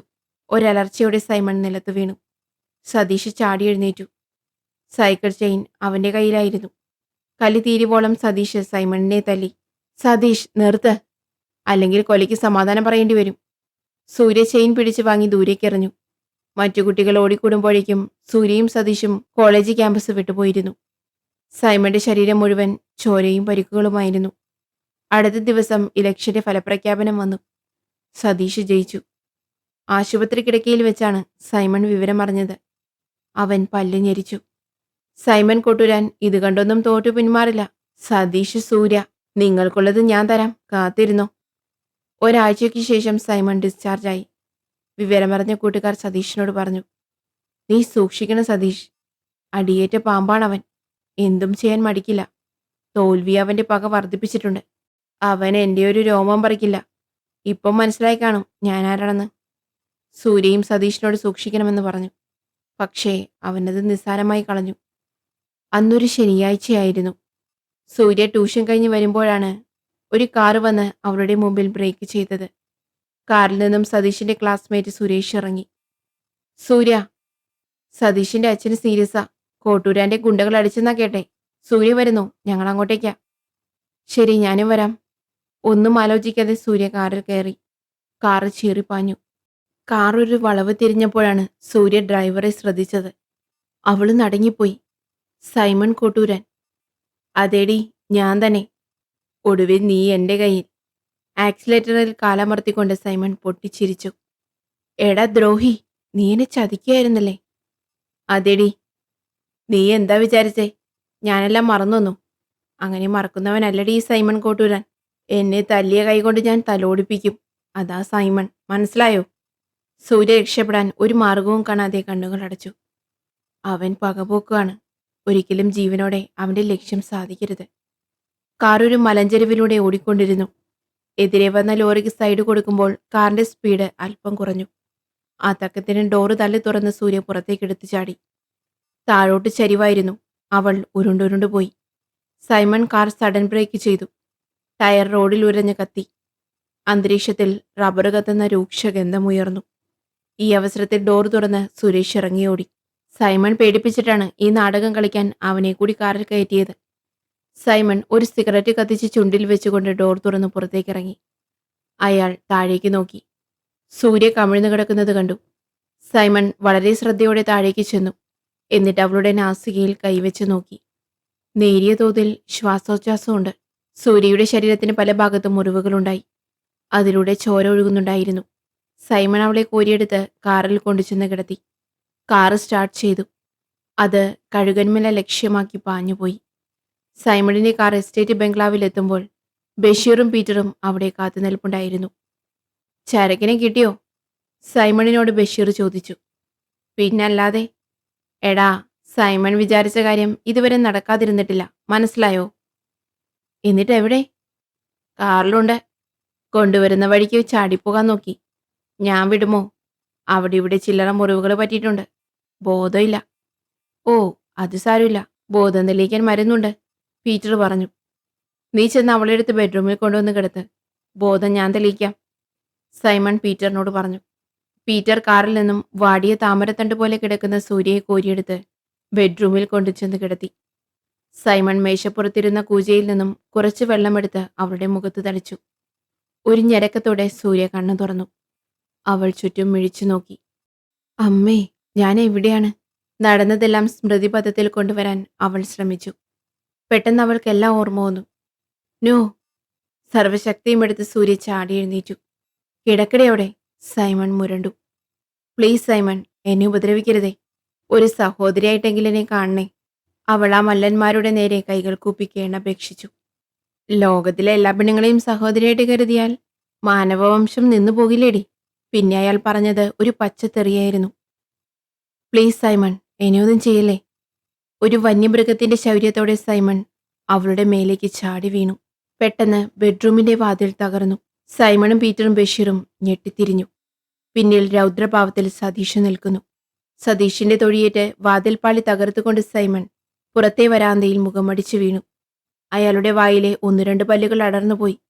മൂക്കിലൂടെ രക്തം ചീറ്റി. അമ്മേ, നിന്നെ അന്ന് കൊല്ലാതെ വിട്ടതാ ഞാൻ ചെയ്ത ഏറ്റവും വലിയ മണ്ടത്തരം. സൈമൺ എണീക്കാൻ ശ്രമിച്ചു. എവിടെയൊക്കെയോ സന്ധിബന്ധങ്ങൾ തകർന്ന വേദന. വായിൽ രക്തം ചുവച്ചപ്പോൾ അയാളത് തുപ്പിക്കളഞ്ഞു. ഉമിനീരുമായി കൂടിക്കലർന്ന കട്ടച്ചോര. ഈ സമയം പിന്നിൽ നിന്ന് ബഷീർ സതീഷിനെ അടിച്ചു. അയാൾ തെറിച്ച് കട്ടിലിലേക്ക് വീണു. കട്ടിൽ തകർന്നുപോയി. അയാൾക്ക് മീതെ ചുരുട്ടി വെച്ചിരുന്ന ബെഡ് ഉരുണ്ടു വീണു. അപ്പോൾ ഒരു കമ്പിവടിയുമായി പീറ്റർ സതീഷിന്റെ നേരെ വന്നു. അയാളത് ഉയർത്തി സതീഷിനെ അടിക്കുന്നതിനു മുമ്പ് മുറിയിലിരുന്ന മൺകൂജയെടുത്ത് സൂര്യ പീറ്ററിന്റെ തലയ്ക്കടിച്ചു. കമ്പിവടി തെറിച്ചുപോയി. നിലത്ത് വീണ കമ്പിവടിയുമായി ചാടിയെണീറ്റ് സതീഷ് തന്റെ നേരെ വന്ന സൈമന്റെ തലക്കിട്ട് ആഞ്ഞൊരടി കൊടുത്തു. അയ്യോ! ഒരാർത്തനാദത്തോടെ അയാൾ താഴെ വീണു. സതീഷ് സൂര്യയും വലിച്ചുകൊണ്ട് വരാന്തയിലേക്ക് ചാടി. അവൻ ചത്തെന്നാ തോന്നുന്നേ, വേഗം വാ, പോലീസ് എത്തുന്നതിന് മുമ്പ് രക്ഷപ്പെടണം. പെട്ടെന്നൊരു വെടിപൊട്ടി. ആ സെക്കൻഡിൽ സൂര്യയെയും പിടിച്ചുകൊണ്ട് സതീഷ് നിലത്തേക്ക് കമിഴ്ന്നു വീണു. ജനാലയിലൂടെ തോക്കിന്റെ ബാരൽ നീണ്ടുവരുന്നത് സതീഷ് കണ്ടു. അടുത്ത വെടിപൊട്ടുന്നതിനു മുമ്പ് സതീഷ് ഒറ്റച്ചാട്ടത്തിന് വാതിൽക്കലെത്തി. ആ നിമിഷം ബഷീർ തോക്കിന്റെ ബാനറ്റ് വെച്ച് സതീഷിനെ ആഞ്ഞുകുത്തി. സതീഷ് തെന്നിമാറി. ലക്ഷ്യം തെറ്റിയ തോക്കിന്റെ ബാരൽ ജനൽ കമ്പികൾക്കിടയിലൂടെ പുറത്തേക്ക് നീണ്ടു. തോക്ക് വലിച്ചെടുക്കാൻ ശ്രമിക്കുന്ന ബഷീറിനെ സതീഷ് കണ്ടു. തോക്കിൽ നിന്ന് പിടുത്തം വിട്ട ബഷീർ തെറിച്ച് അടക്കി വെച്ചിരുന്ന തേയിലപ്പെട്ടികൾക്ക് മുകളിലേക്ക് വീണു. പെട്ടികൾ ചിതറി വീണു. പിന്നാലെ ബഷീറും. തോക്ക് കൈക്കലാക്കിയ സതീഷ് അതിന്റെ പാത്തി കൊണ്ട് ബഷീറിനെ അടിച്ചു. അടികൊണ്ട് ബഷീർ പൊളഞ്ഞു. തോക്ക് തേയിലപ്പെട്ടികൾക്കിടയിലേക്ക് എറിഞ്ഞ് സതീഷ് പുറത്തേക്ക് പാഞ്ഞു. ഒരു നിമിഷം സതീഷ് ഞെട്ടി. സൂര്യയെ കാണുന്നുണ്ടായിരുന്നില്ല. അവൻ പരിഭ്രാന്തിയോടെ ചുറ്റും നോക്കി. അവളെവിടെ പോയി? സൂര്യ! ഉറക്കെ വിളിച്ചുകൊണ്ട് സതീഷ് ഒരു ഭ്രാന്തനെ പോലെ ഓരോ മുറിയിലൂടെയും പാഞ്ഞു കയറി. ബംഗ്ലാവിനകത്ത് മുഴുവൻ ഇരുട്ടായിരുന്നു. പെട്ടെന്ന് എവിടെയോ നിന്ന് ഒരു നിലവിളി ഉയർന്നതായി സതീഷിന് തോന്നി. സതീഷ് ശബ്ദം കേട്ട ദിക്ക് ലക്ഷ്യമാക്കി ഓടി. നീണ്ട ഇടനാഴിയിലൂടെ പാഞ്ഞ സതീഷിന് ചുറ്റും കട്ടപിടിച്ചിരുട്ടായിരുന്നു. ഭിത്തിയിലെ സ്വിച്ചിൽ അയാൾ വിരലമർത്തി. വൈദ്യുതി ബന്ധം വിച്ഛേദിക്കപ്പെട്ടിരുന്നു. സതീഷ് വീണ്ടും മുമ്പോട്ടോടി. സ്റ്റോർ മുറിയിലായിരുന്നു അയാൾ എത്തിയത്. പെട്ടെന്ന് എന്തിലോ തട്ടി സതീഷ് കമഴ്ന്നടിച്ചു വീണു. ഒരു നിമിഷം സതീഷിന്റെ തലച്ചോറിൽ വെള്ളിടി വെട്ടി. സൂര്യയുടെ ചൂടുമാറാത്ത ശവശരീരമായിരുന്നു അത്. സൂര്യേ! ഹൃദയം പൊട്ടുമാർ ഉച്ചത്തിൽ അയാൾ നിലവിളിച്ചു. അപ്പോൾ സതീഷിന്റെ തലയ്ക്ക് ശക്തമായൊരടിയേറ്റു. ദിഗന്ധങ്ങൾ നടക്കുന്ന ഒരാക്രന്ദനം ബംഗ്ലാവിൽ മുഴങ്ങി. തണുത്ത കാറ്റ് മുഖത്ത് തട്ടിയപ്പോഴാണ് സതീഷ് അബോധാവസ്ഥയിൽ നിന്നുണർന്നത്. എവിടെയൊക്കെയോ വേദനിക്കുന്നുണ്ട്. ശരീരം ഒടിഞ്ഞു നുറുങ്ങിയതുപോലെ. അയാൾ ചുറ്റും പകച്ചു നോക്കി. എല്ലാം അയാൾക്ക് ഓർമ്മ വന്നു. സതീഷ് തലയിൽ തൊട്ടുനോക്കി. ചൊരയുണങ്ങി കട്ട പിടിച്ച മുടിയിഴകൾ കൂട്ടിപ്പിടിച്ചിരിക്കുന്നു. തലയ്ക്ക് വല്ലാത്ത മരവിപ്പ്. താൻ സൈമണ്ട് എസ്റ്റേറ്റിലെ ബംഗ്ലാവിൽ തടവിലാണോ? മരിച്ചെന്ന് കരുതി ഇട്ടിട്ട് പോയതാണോ? സതീഷ് എണീക്കാൻ ശ്രമിച്ചു. വയ്യ. വളരെ ബുദ്ധിമുട്ടി അയാൾ എണീറ്റ് ജനാല കമ്പിയിൽ പിടിച്ച് പുറത്തേക്ക് നോക്കി. രാത്രിയോ പകലോ? ഞാൻ എത്ര സമയം അബോധാവസ്ഥയിൽ കിടന്നു? സതീഷ് പെട്ടെന്ന് കയ്യിലെ വാച്ചിലേക്ക് നോക്കി. മങ്ങിയ പ്രകാശത്തിൽ സമയം 4:10 എന്ന് കാണിച്ചു. നേരം പുലർച്ചെയാകാനാണ് സാധ്യത. താനിവിടെ വരുമ്പോൾ തലേന്ന് ഉച്ചകഴിഞ്ഞ് 3 മണിയായിരുന്നുവെന്ന് സതീഷ് ഓർമ്മിച്ചു. ഏതാണ്ട് 10-12 മണിക്കൂർ താനിപ്പോൾ ബോധരഹിതനായി ഇതിനകത്ത് കിടന്നുവെന്നോ? സൂര്യയുടെ മുഖം സതീഷിന്റെ മുമ്പിൽ തെളിഞ്ഞു വന്നു. ദൈവമേ, എന്റെ സൂര്യ, എന്റെ പെണ്ണ്. എന്നെ മാത്രം വിശ്വസിച്ച് എനിക്ക് വേണ്ടി ജീവിച്ച പാവം പെണ്ണ്. താനാണ് അവളെ കൊലയ്ക്ക് കൊടുത്തേ. സതീഷ് ജനാലയ്ക്കൽ തലചേർത്ത് വെച്ച് തേങ്ങി. എടാ സൈമൺ കോട്ടൂര, നിന്നെ ഞാൻ. സതീഷ് ജനാല കമ്പിയിൽ മുറുകെ പിടിച്ചു. ആടിയാടി സതീഷ് ആ മുറിയുടെ വാതിൽക്കലെത്തി. തള്ളി നോക്കി. വാതിൽ പൂട്ടിയിരുന്നില്ല. അത് പുറത്തേക്ക് തുറന്നു. സതീഷ് പുറത്തിറങ്ങി. പുറത്ത് വിളറിയ നിലാവുണ്ടായിരുന്നു. അയാൾ ചുറ്റും നോക്കി. എല്ലായിടത്തും നിശബ്ദത മാത്രം. ശുദ്ധവായു ശ്വസിച്ചപ്പോൾ സതീഷിന് ഒരു പുത്തൻ ഉണർവുണ്ടായി. തന്റെ തലയ്ക്കടിച്ച ഇരുമ്പ് വടി വരാന്തയിൽ കിടക്കുന്നത് സതീഷ് കണ്ടു. അതിലുടങ്ങി പറ്റിപ്പിടിച്ചിരിക്കുന്ന ചോരയിൽ ഉറുമ്പരിച്ചു നടക്കുന്നുണ്ടായിരുന്നു. സതീഷ് ആ ഇരുമ്പുവടി കയ്യിലെടുത്തു. തന്റെ അച്ഛൻ തന്നെ കാണാതെ വിഷമിക്കുന്നുണ്ടാവും. അപ്പോൾ നിശബ്ദതയെ ഭേദിച്ചുകൊണ്ട് ആരോ മൺവെട്ടി കളിക്കുന്ന ശബ്ദം സതീഷ് കേട്ടു. ആ ശബ്ദം കേട്ട ദിക്ക് ലക്ഷ്യമാക്കി അയാൾ നടന്നു. ബംഗ്ലാവിന്റെ തെക്കുഭാഗത്ത് സതീഷ് എത്തി. അവിടെ ഒരു പെട്രോമാക്സ് കത്തുന്നു. സതീഷ് ഒരു മരത്തിൽ മറഞ്ഞു നിന്ന് നോക്കി. 3 പേർ ചേർന്ന് ഒരു കുഴി വെട്ടുകയായിരുന്നു. ആ 3 പേരെയും സതീഷിന് പരിചയമില്ലായിരുന്നു. സൈമണും പീറ്ററും ബഷീറും പോയതിനു ശേഷം വന്നതായിരിക്കുമെന്ന് സതീഷ് ഊഹിച്ചു.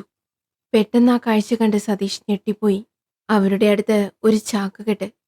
ആ ചാക്കിന്റെ കീറലിനിടയിലൂടെ നീണ്ടു നിൽക്കുന്ന പാദങ്ങൾ. അത് സൂര്യയുടേതായിരുന്നു.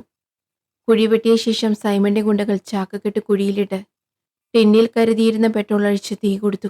ഒരു ശബ്ദത്തോടെ തീ ആളിപ്പടർന്നു. അടുത്ത നിമിഷം തന്റെ ക്ഷീണമെല്ലാം സതീഷ് മറന്നു. അയാൾ പ്രവർത്തനനിരതനായി. കയ്യിലിരുന്ന് ഇരുമ്പ് വടി ആഞ്ഞു വീശി. കുഴിയിലേക്ക് നോക്കി നിന്ന ഗുണ്ടയുടെ തലയ്ക്കടിയേറ്റു. ഒരു ഞരക്കത്തോടെ അയാൾ കത്തുന്ന തീയിലേക്ക് വീണു. ആ ശബ്ദം കേട്ട് തിരിഞ്ഞു നോക്കി രണ്ടാമന് അടിയേറ്റ് തീയിലേക്ക് വീണു. പരിഭ്രാന്തനായി മൂന്നാമൻ ഓടാൻ ശ്രമിച്ചപ്പോൾ സതീഷ് ഇരുമ്പുവടി വീണ്ടും ചുഴറ്റി. അയ്യോ! ഒരാർത്തനാദത്തോടെ അവൻ മുഖം കുത്തി വീണു. അവന്റെ വലതുകാലിന്റെ അസ്ഥി അടിയേറ്റ് പപ്പടം പോലെ പൊടിഞ്ഞു. അവന്റെ വായിലും മൂക്കിലും നിറച്ചും പൂഴിമണ്ണായിരുന്നു. സതീഷ് അവന്റെ മുടിക്ക് കുത്തിപ്പിടിച്ചുയർത്തി. പറയടാ, സൈമൺ കോട്ടൂരനെവിടെ? എനിക്കറിയില്ല. അറിയില്ലേ? അവന്റെ മുഖമടച്ച് ഒരെണ്ണം കൂടി കൊടുത്തു. അയാൾ വേദന കൊണ്ട് പുളഞ്ഞു. വീണ്ടും തല്ലാൻ കൈയുയർത്തിയപ്പോൾ അരുതെന്ന് കൈകൊണ്ട് ആംഗ്യം കാണിച്ചു. എങ്കി പറ, സൈമൺ എവിടെ? സൈമൺ സാറ് ബംഗ്ലാവിലേക്ക് പോയി. അവന്റെ മുഖമടച്ച് ഒരടി കൂടി കൊടുത്തിട്ട് സതീഷ് പുറത്തേക്ക് പാഞ്ഞു. അപ്പോൾ നേരം നന്നേ പുലർന്നു കഴിഞ്ഞിരുന്നു. മുറ്റത്ത് ഗുണ്ടകൾ വന്ന ജീപ്പുണ്ടായിരുന്നു. സതീഷ് അതിൽ കയറി ഓടിച്ചുപോയി. ഭ്രാന്തമായ വേഗത്തിൽ ജീപ്പ് റോഡിലൂടെ പാഞ്ഞു.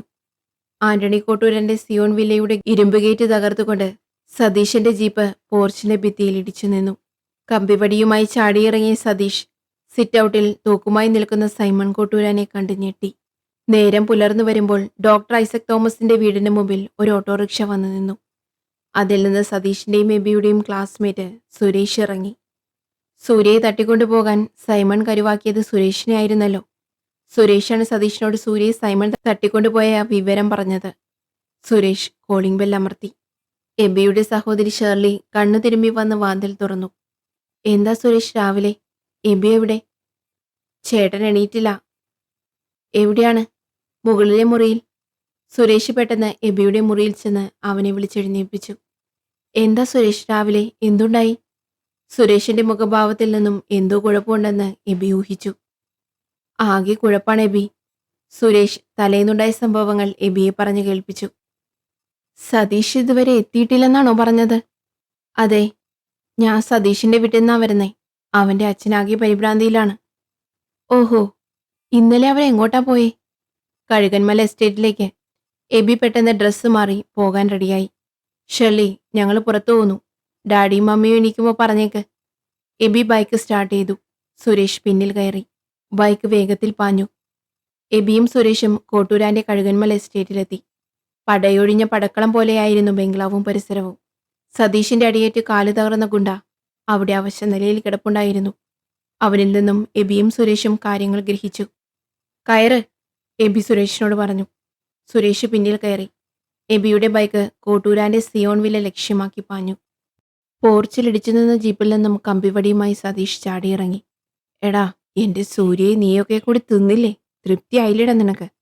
സതീഷ് അലറുകയായിരുന്നു. രാവിലെ വീട്ടിൽ കയറി വന്ന് തെണ്ടിത്തരം പറയുന്നു. കോപം കൊണ്ട് ജ്വലിച്ച സൈമൺ തോക്കിന്റെ കാഞ്ചി വലിച്ചു. ഒരു വെടിശബ്ദം ബംഗ്ലാവിൽ മുഴങ്ങി. വെടിപൊട്ടിയ നിമിഷം സതീഷ് നിലത്തേക്ക് കമിഴ്ന്നു കിടന്നു. എന്നിട്ട് ജീപ്പിന്റെ പിന്നിൽ മറഞ്ഞു. ലക്ഷ്യം തെറ്റിയ ബുള്ളറ്റ് ജനൽ ഗ്ലാസ് തകർത്തു. വീണ്ടും വെടിവയ്ക്കാൻ ശ്രമിക്കുകയായിരുന്ന സൈമന്റെ മുന്നിൽ കമ്പിവടിയുമായി ഒറ്റക്കുതിപ്പിന് സതീഷ് എത്തി. ആ നിമിഷം സൈമന്റെ കൈ തോക്കിന്റെ കാഞ്ചിയിൽ അമർന്നു. സതീഷിന്റെ അടിയേറ്റ് സൈമന്റെ തോക്ക് തെറിച്ച് പോർച്ചിൽ ചെന്നു വീണു. ഇരുമ്പ് വടിക്കുള്ള അടിയേറ്റ് ഒരലർച്ചയോടെ സൈമൺ താഴേക്ക് വീണു. തലേ ദിവസത്തെ സംഘട്ടനത്തിലുണ്ടായ മുറിവുകളിൽ ബാൻഡേജ് ഇട്ടിരിക്കുകയായിരുന്നു. വലതു കൈയിലെ ബാൻഡേജ് ചോരയിൽ നനഞ്ഞു കുതിർന്നു. സിറ്റൗട്ടിൽ നിന്നും വെടിശബ്ദവും അലർച്ചയും കേട്ട് ആന്റണി കോട്ടൂരാൻ സ്റ്റെയർ കേസ് ഇറങ്ങി അങ്ങോട്ടേക്ക് ചെന്നു. തന്റെ മകനും ഫോറസ്റ്ററുടെ മകനും തമ്മിൽ ഗുസ്തി പിടിക്കുന്നത് അയാൾ കണ്ടു. നിലത്ത് കിടന്നുകൊണ്ട് സൈമൺ സതീഷിന്റെ കയ്യിലുള്ള ഇരുമ്പ് വടിയിൽ പിടിച്ചു വലിച്ചു. സതീഷിന്റെ ബാലൻസ് തെറ്റി. ഈ സമയം സൈമൺ അവന്റെ കാലിൽ ശക്തമായൊരു താണ്ഡനമേൽപ്പിച്ചു. സതീഷ് നിലത്ത് വീണു. വടി തെറിച്ചുപോയി. ആ തക്കത്തിന് കമ്പിവടിയുമായി സൈമൺ ചാടിയെഴുന്നേറ്റ് സതീഷിനെ ആഞ്ഞടിച്ചു. എന്നാൽ അടിവരുന്നതിനു മുമ്പ് സതീഷ് സൈമനെ ആഞ്ഞു തൊഴിച്ചു. സൈമന്റെ ലക്ഷ്യം തെറ്റിപ്പോയി. ഈ സമയം അങ്ങോട്ട് പാഞ്ഞു വന്ന ആന്റണി കോട്ടൂരാന്റെ തോളിലാണ് കിൻഡൽ കണക്കിനുള്ള അടി വീണത്. ആന്റണി ഒരലർച്ചയോടെ സതീഷിന്റെ പുറത്തേക്ക് വീണു. സതീഷ് ഉരുണ്ടുമാറി. എന്നിട്ട് ചാടി എണീറ്റു. ഡാഡിക്കിട്ടടിച്ച ഷോക്കിൽ നിൽക്കുന്ന സൈമന്റെ കണ്ണും മൂക്കും അടച്ച് ഒരടി കൂടി കൊടുത്തു. ഇരുമ്പ് വടിയുമായി എണീറ്റ് വന്ന ആന്റണി സതീഷിനെ അടിച്ചു. ആ അടി പുല്ലുപോലെ തട്ടിക്കളഞ്ഞ് അയാളുടെ പള്ളയ്ക്കൊരു തൊഴി കൊടുത്തു. ആന്റണി അലറിക്കൊണ്ട് തറയിലിരുന്നു. കലിതീരാത്ത സതീഷ് ഇരുമ്പ് വടിയെടുത്ത് സൈമന്റെ തലയ്ക്കടിക്കാനാഞ്ഞു. അരുത് സതീഷ്, അയാളെ കൊല്ലരുത്. ആ ശബ്ദം കേട്ട് സതീഷ് തിരിഞ്ഞു നോക്കി. പിന്നിൽ എബിയും സുരേഷും നിൽക്കുന്നു. എന്റെ സൂര്യ പോയടാ, ഇവൻ അവളെ കൊന്നു. ഒരു കൊച്ചുകുട്ടിയെപ്പോലെ സതീഷ് പൊട്ടിക്കരഞ്ഞു. നമുക്ക് പോലീസിലൊരു കംപ്ലൈന്റ് കൊടുക്കാം, എബി പറഞ്ഞു. കംപ്ലൈന്റോ? ഇവിടുത്തെ ഉദ്യോഗസ്ഥന്മാരെല്ലാം ഇയാളുടെ മുമ്പിലെ കൊടിച്ചിപ്പട്ടികളല്ലേ. നീ വാ, നമുക്ക് എല്ലാത്തിനും പരിഹാരം ഉണ്ടാക്കാം. നിന്റെ ഡാഡി വിഷമിച്ചിരിക്കുക. ആന്റണി കോട്ടൂരാൻ ദേഷ്യം കൊണ്ട് വിറച്ചു. എന്നിട്ട് സൈമന്റെ കരണത്തൊന്നു കൊടുത്തു. പുറത്തും തോളത്തും കുഴമ്പ് പുരട്ടി ചൂടുവെക്കുകയായിരുന്നു കോട്ടൂരാൻ. എന്തു പറ്റി ഡാഡി? നിന്നെ ഉണ്ടാക്കിയതാണ് ഞാൻ ചെയ്ത ഏറ്റവും വലിയ തെറ്റ്. നീ കാരണം ആ ചെറ്റയുടെ അടി എനിക്കും കൊണ്ടു. ആണെന്നും പറഞ്ഞ് നടക്കാൻ നാണമില്ലട നിനക്ക്. എൻ്റെ വീട്ടിൽ കയറി എന്നെ തല്ലിയിട്ട് അവൻ പുല്ലുപോലെ ഇറങ്ങിപ്പോകുന്നത് നീ നോക്കി നിന്നില്ലേ? ഞാൻ DSP വിളിച്ച് പറയാൻ പോവാ. ഡാഡി എന്തും മണ്ടത്തരാ കാണിക്കുന്നേ. നമ്മളെ തല്ലിയ കൈ നമ്മൾ വെട്ടും. അതിന് പോലീസും പട്ടാളമൊന്നും വേണ്ട. നാളത്തെ സൂര്യോദയം അവൻ കാണില്ല, അവൻ്റെ തന്തയും. നമുക്ക് നഷ്ടം ഉണ്ടാക്കിയിട്ട് ഇവിടെ ആരും പ്രമോഷൻ വാങ്ങി തെളിയണ്ട. അന്ന് രാത്രി സൈമൺ കോട്ടൂരാൻ തൻ്റെ ഗുണ്ടകളെ വിളിച്ച് ഒരു രഹസ്യ ചർച്ച നടത്തി. ഇനി ആ സതീഷ് ജീവിച്ചിരിക്കാൻ പാടില്ല. സൈമൺ ബഷീറിനോട് പറഞ്ഞു. കയ്യുകാലം ഒടിച്ചാൽ പോരെ, ഇനി അവൻ എണീറ്റ് നടക്കാത്ത വിധത്തിൽ? പോരാ, അവൻ നാളെ സൂര്യോദയം കാണരുത്. ശരി, അക്കാര്യം ഞങ്ങളേറ്റു. അവരുടെ ചർച്ച ഒളിഞ്ഞു നിന്നൊരാൾ കേൾക്കുന്നുണ്ടായിരുന്നു. സൈമന്റെ സഹോദരൻ ബിൻസിയായിരുന്നു അത്. ആ വീട്ടിൽ അല്പം മനുഷ്യ സ്വഭാവമുള്ളത് അവൾക്ക് മാത്രമായിരുന്നു. ബിൻസി ആരും അറിയാതെ എബിക്ക് ഫോൺ ചെയ്ത് സതീഷിനെ കൊല്ലാനുള്ള തീരുമാനം അറിയിച്ചു. എബിയും ബിൻസിയും സ്നേഹത്തിലാണെന്ന് ആർക്കും അറിയില്ലായിരുന്നു. സർക്കിൾ ഇൻസ്പെക്ടർ ജെയിംസ് മാത്യു രാവിലെ സ്റ്റേഷനിലേക്ക് പോകാൻ ഇറങ്ങുമ്പോഴാണ് ഫോറസ്റ്റർ ചന്ദ്രമോഹന്റെ ജീപ്പ് വന്ന് പോർച്ചിൽ നിന്നത്. Hello inspector, good morning. ആ ഗുഡ് മോർണിംഗ്. ഒരത്യാവശ്യ കാര്യം സംസാരിക്കാനാണ് ഞാൻ വന്നത്. ആ ശരി, കയറിയിരിക്കെ. ഫോറസ്റ്ററും CIയും സിറ്റൗട്ടിലെ സെറ്റുകളിലിരുന്നു. ഇൻസ്പെക്ടർ, ഞാൻ കഴിഞ്ഞ ആഴ്ച ആന്റണി കോട്ടൂരൻ്റെ കഞ്ചാവ് തോട്ടം പിടികൂടി നശിപ്പിച്ചത് താങ്കൾ ഓർമ്മിക്കുന്നുണ്ടല്ലോ? ഉവ്. അതുവഴി താങ്കൾക്ക് പ്രമോഷനും കിട്ടിയല്ലോ. അന്നു മുതൽ എന്നെ കൊല്ലുമെന്ന് ഭീഷണി മുഴക്കുകയാണ് കോട്ടൂരാനും മകനും. അപ്പനേക്കാൾ മുതിയ വിഷാണ് മകൻ. ആ എനിക്കറിയാം. ബ്രൗൺ ഷുഗർ ഗ്യാങ്ങുമായി സൈമണ് ബന്ധമുണ്ട്. ചക്രപാണി എന്നൊരാളാണ് ഡ്രഗ്സ് അവന് കൊടുക്കുന്നത്. അന്നവൻ രക്ഷപ്പെട്ടു. സൈമണെ തൊണ്ടി സഹിതം പൊക്കിയതാണ്. പക്ഷേ കോട്ടൂരാൻ മുകളിൽ ഇറുക്കി പിടിച്ചിരിക്കുന്നത് കൊണ്ട് DSP വിളിച്ചു പറഞ്ഞു വിട്ടേക്കാൻ. ഇനി എൻ്റെ കൈ കിട്ടും, അന്ന് ഞാൻ മുതലും പലിശയും തീർക്കും. എനിക്കും ഭീഷണിയുണ്ട്, അവൻ്റെ മാത്രമല്ല, ചക്രപാണി എന്ന സ്മഗ്ലറുടെയും. അതിരിക്കട്ടെ, താങ്കൾ പറഞ്ഞു വന്നത്? അത് കഴിഞ്ഞ് 3-4 ദിവസങ്ങൾക്ക് മുമ്പ് എൻ്റെ മകൻ സതീഷുമായി സൈമൺ കോളേജിൽ വെച്ച് അടിയുണ്ടാക്കി. ഇലക്ഷന് സൈമണെതിരായി മത്സരിച്ചതാണ് കാരണം. അതിന് സപ്പോർട്ട് ചെയ്ത സൂര്യ എന്ന കുട്ടിയെ സൈമൺ തട്ടിക്കൊണ്ടുപോയി. എൻ്റെ മകൻ കല്യാണം കഴിക്കാനിരുന്ന പെണ്ണായിരുന്നു അവൾ. അവളെ അന്വേഷിച്ചു ചെന്ന സതീഷുമായി തല്ലുകൂടി. സൂര്യയെ മാനഭംഗപ്പെടുത്തിക്കൊന്ന് പെട്രോൾ ഒഴിച്ച് കത്തിച്ചു. എന്നിട്ട് കോട്ടൂരാൻ്റെ ബംഗ്ലാവിൽ ചെന്നും അവൻ തല്ലുണ്ടാക്കി. എൻ്റെ മകനെ കൊല്ലാൻ അവൻ കുണ്ടുകളുമായി ചർച്ച നടത്തി. ഇന്നലെ മുതൽ സതീഷിനെ കാണാനില്ല ഇൻസ്പെക്ടർ. അത്രത്തോളം ആയപ്പോഴേക്കും ഫോറസ്റ്ററുടെ കണ്ണുകൾ നിറഞ്ഞു തുളുമ്പി. ഡോക്ടർ ഐസക് തോമസ് ആണ് കോട്ടൂരാൻ്റെ കഞ്ചാവ് കൃഷിയെക്കുറിച്ച് വിവരം തന്നത്. മാത്രമല്ല, അന്ന് ഇൻസ്പെക്ടർക്ക് വിവരം നൽകിയതും ഡോക്ടറാണ്. പഴയ എന്തോ ചില കണക്കുകൾ തീർത്തതാണ് ഡോക്ടർ. ഡോക്ടറെയും മകൻ എബിയെയും കോട്ടൂരാൻ ഭീഷണിപ്പെടുത്തിയിട്ടുണ്ട്. എബി സതീശൻ്റെ ഫ്രണ്ടാണ്. അവനാണ് സംഭവിച്ചതല്ല എന്നോട് പറഞ്ഞത്. ഇൻസ്പെക്ടർ, താങ്കൾ മാത്രം കോട്ടൂരാൻ്റെ പോക്കറ്റിലല്ലെന്ന് എനിക്കറിയാം. താങ്കൾ ഇവിടെ വന്നിട്ട് അധിക നാളായിട്ടില്ലല്ലോ. മറ്റുദ്യോഗസ്ഥരെല്ലാം കോട്ടൂരാൻ്റെ ആൾക്കാരാണ്. താങ്കൾ എത്രയും വേഗം എൻ്റെ മകനെ ഒന്ന് രക്ഷിക്കണം. സത്യത്തിൽ ഞാൻ വിവരങ്ങളൊന്നും അറിഞ്ഞിരുന്നില്ല. എബി പറയുമ്പോഴാണ് ഇത്രത്തോളം എത്തിയെന്നറിയുന്നത്.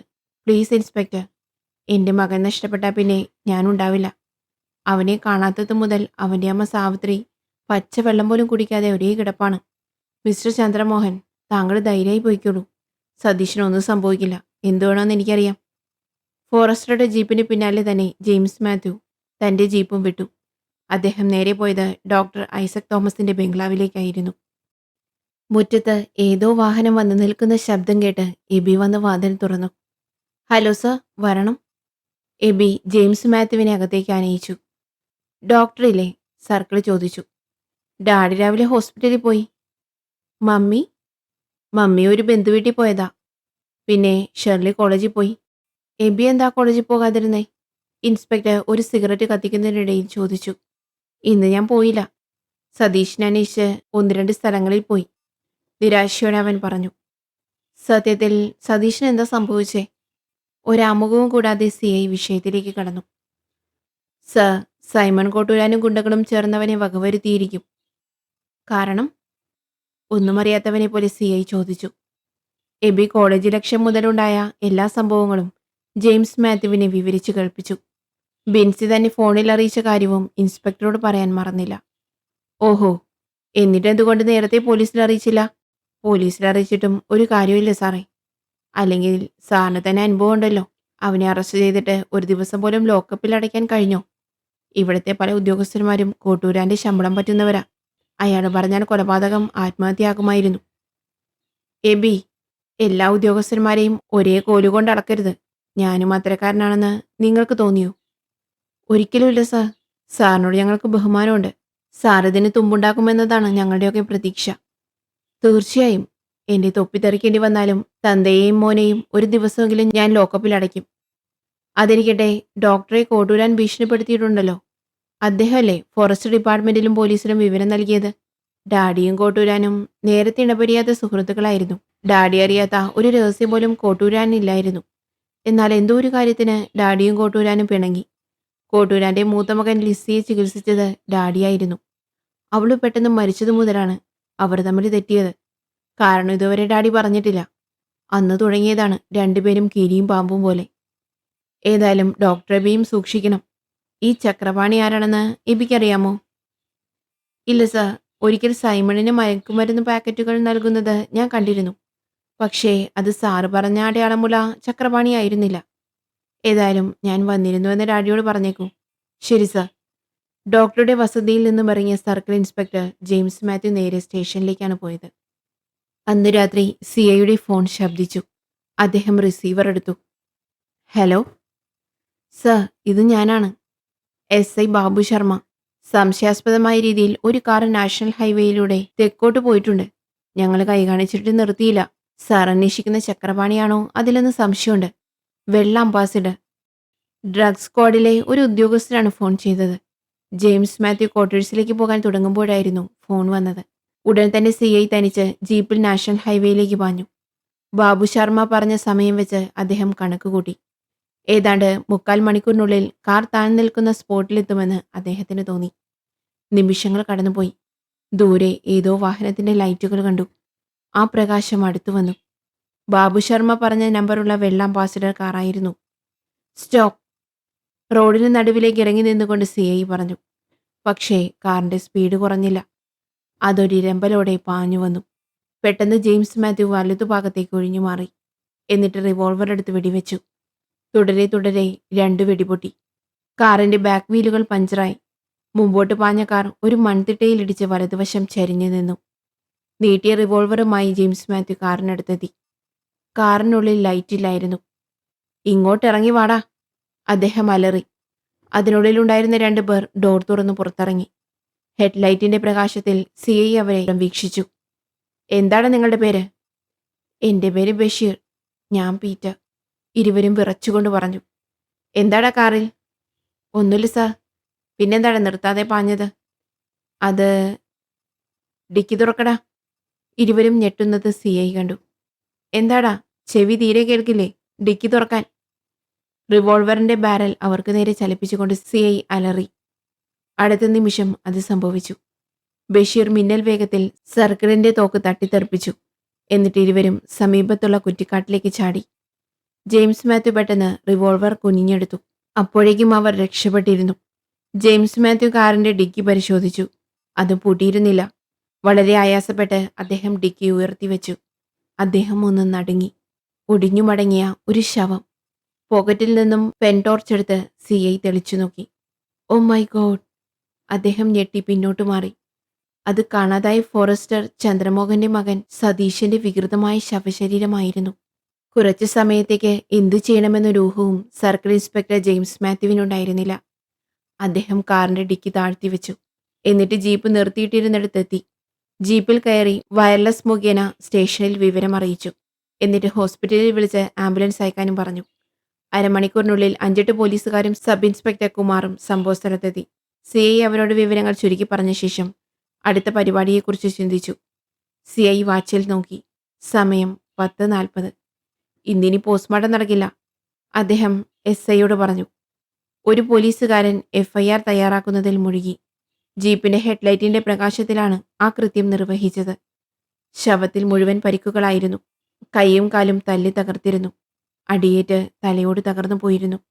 കോട്ടൂരാനും മകനുമാണ് ഈ ദാരുണ കൊലപാതകത്തിന് പിന്നിലെന്ന് CI ജെയിംസ് മാത്യുവിനറിയായിരുന്നു. അപ്പോഴേക്കും ആംബുലൻസ് വന്നു. സതീഷിന്റെ ശവം ആംബുലൻസിൽ കയറ്റി. 2 പോലീസുകാരെ കാറിന് കാവൽ നിർത്തിയ ശേഷം CIയും ആംബുലൻസിനെ അനുഗമിച്ചു. രാത്രിയിൽ ഡ്യൂട്ടിയിലുണ്ടായിരുന്ന ഡോക്ടർ രാമചന്ദ്രനെ CI വിവരങ്ങൾ ധരിപ്പിച്ചു. ഡോക്ടറുടെ സഹായത്തോടെ ശവം മോർച്ചറിയിലേക്ക് മാറ്റി. പോസ്റ്റ്മോർട്ടം രാവിലെ ചെയ്യാമെന്ന് ഡോക്ടർ പറഞ്ഞു.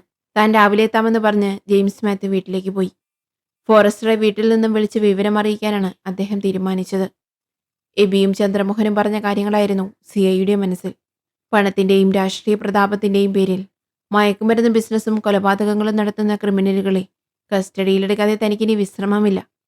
പക്ഷേ തെളിവുകളാണ് തനിക്ക് ആവശ്യം. അധികം താമസിയാതെ കോട്ടൂരാനും മകനും മറ്റും തന്റെ കെണിയിൽ വന്ന് വീഴുമെന്ന് ജെയിംസ് മാത്യുവിന് ഉറപ്പായിരുന്നു. പക്ഷെ അതിനു മുമ്പ് നടക്കാൻ സാധ്യതയുള്ള കൊലപാതകങ്ങൾ തടയണം. Circle inspector James Mathew ക്വാർട്ടേഴ്സിലെത്തി.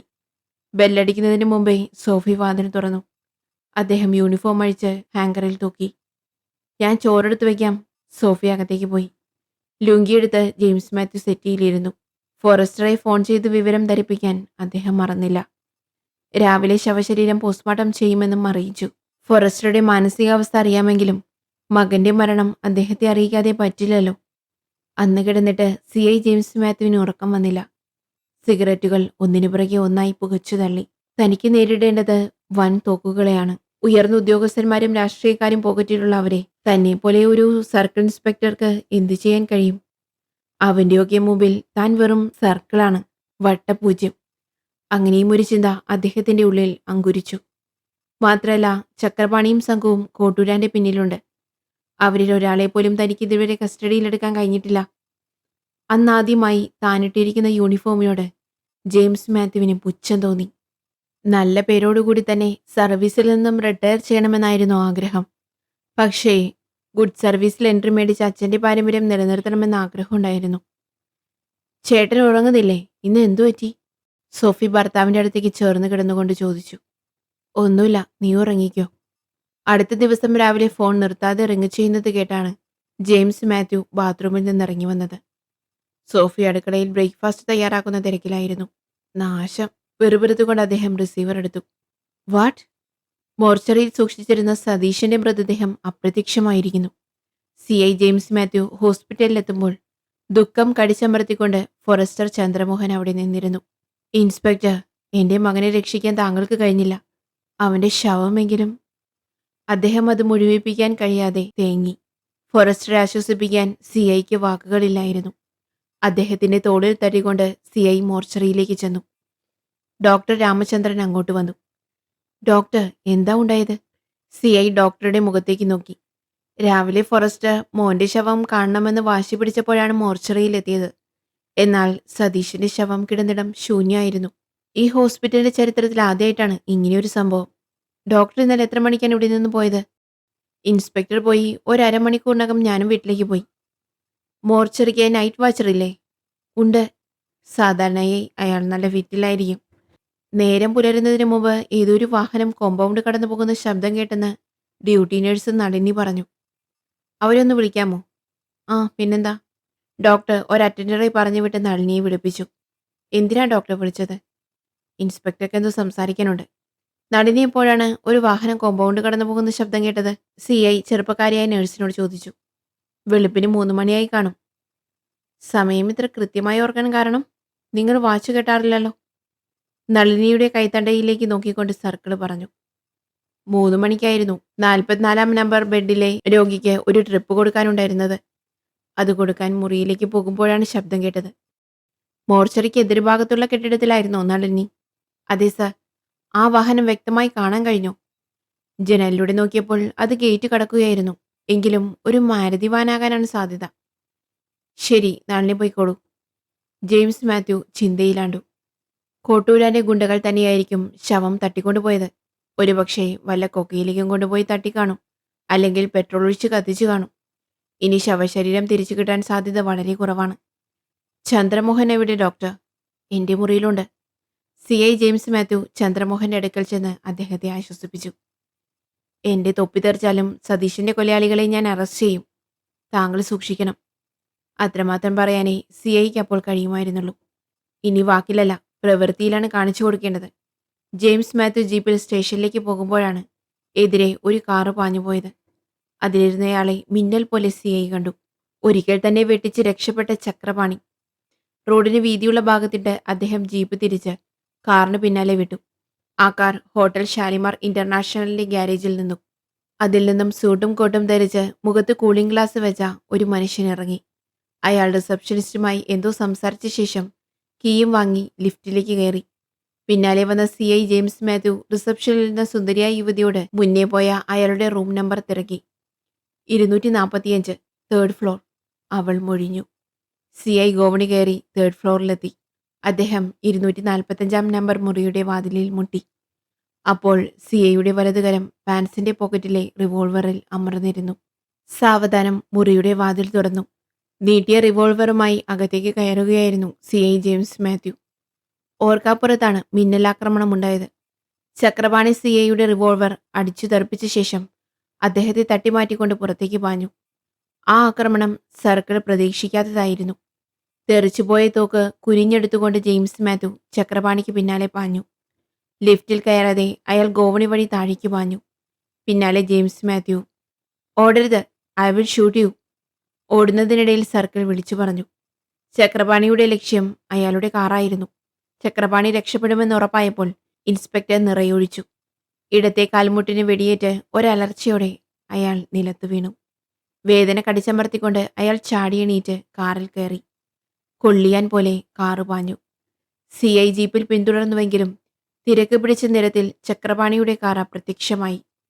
തന്റെ കയ്യിൽ നിന്നും അവൻ രക്ഷപ്പെടുന്നത് ഇത് 2ാമത്തെ പ്രാവശ്യമാണ്. കാലിലെ മുറിവ് ഡ്രസ് ചെയ്യാൻ അവൻ ഏതെങ്കിലും ഹോസ്പിറ്റലിൽ എത്താതിരിക്കില്ല. CI സ്റ്റേഷനിലെത്തിയ ഉടനെ എല്ലാ നഴ്സിംഗ് ഹോമുകളിലും വിളിച്ച് വിവരം പറഞ്ഞു.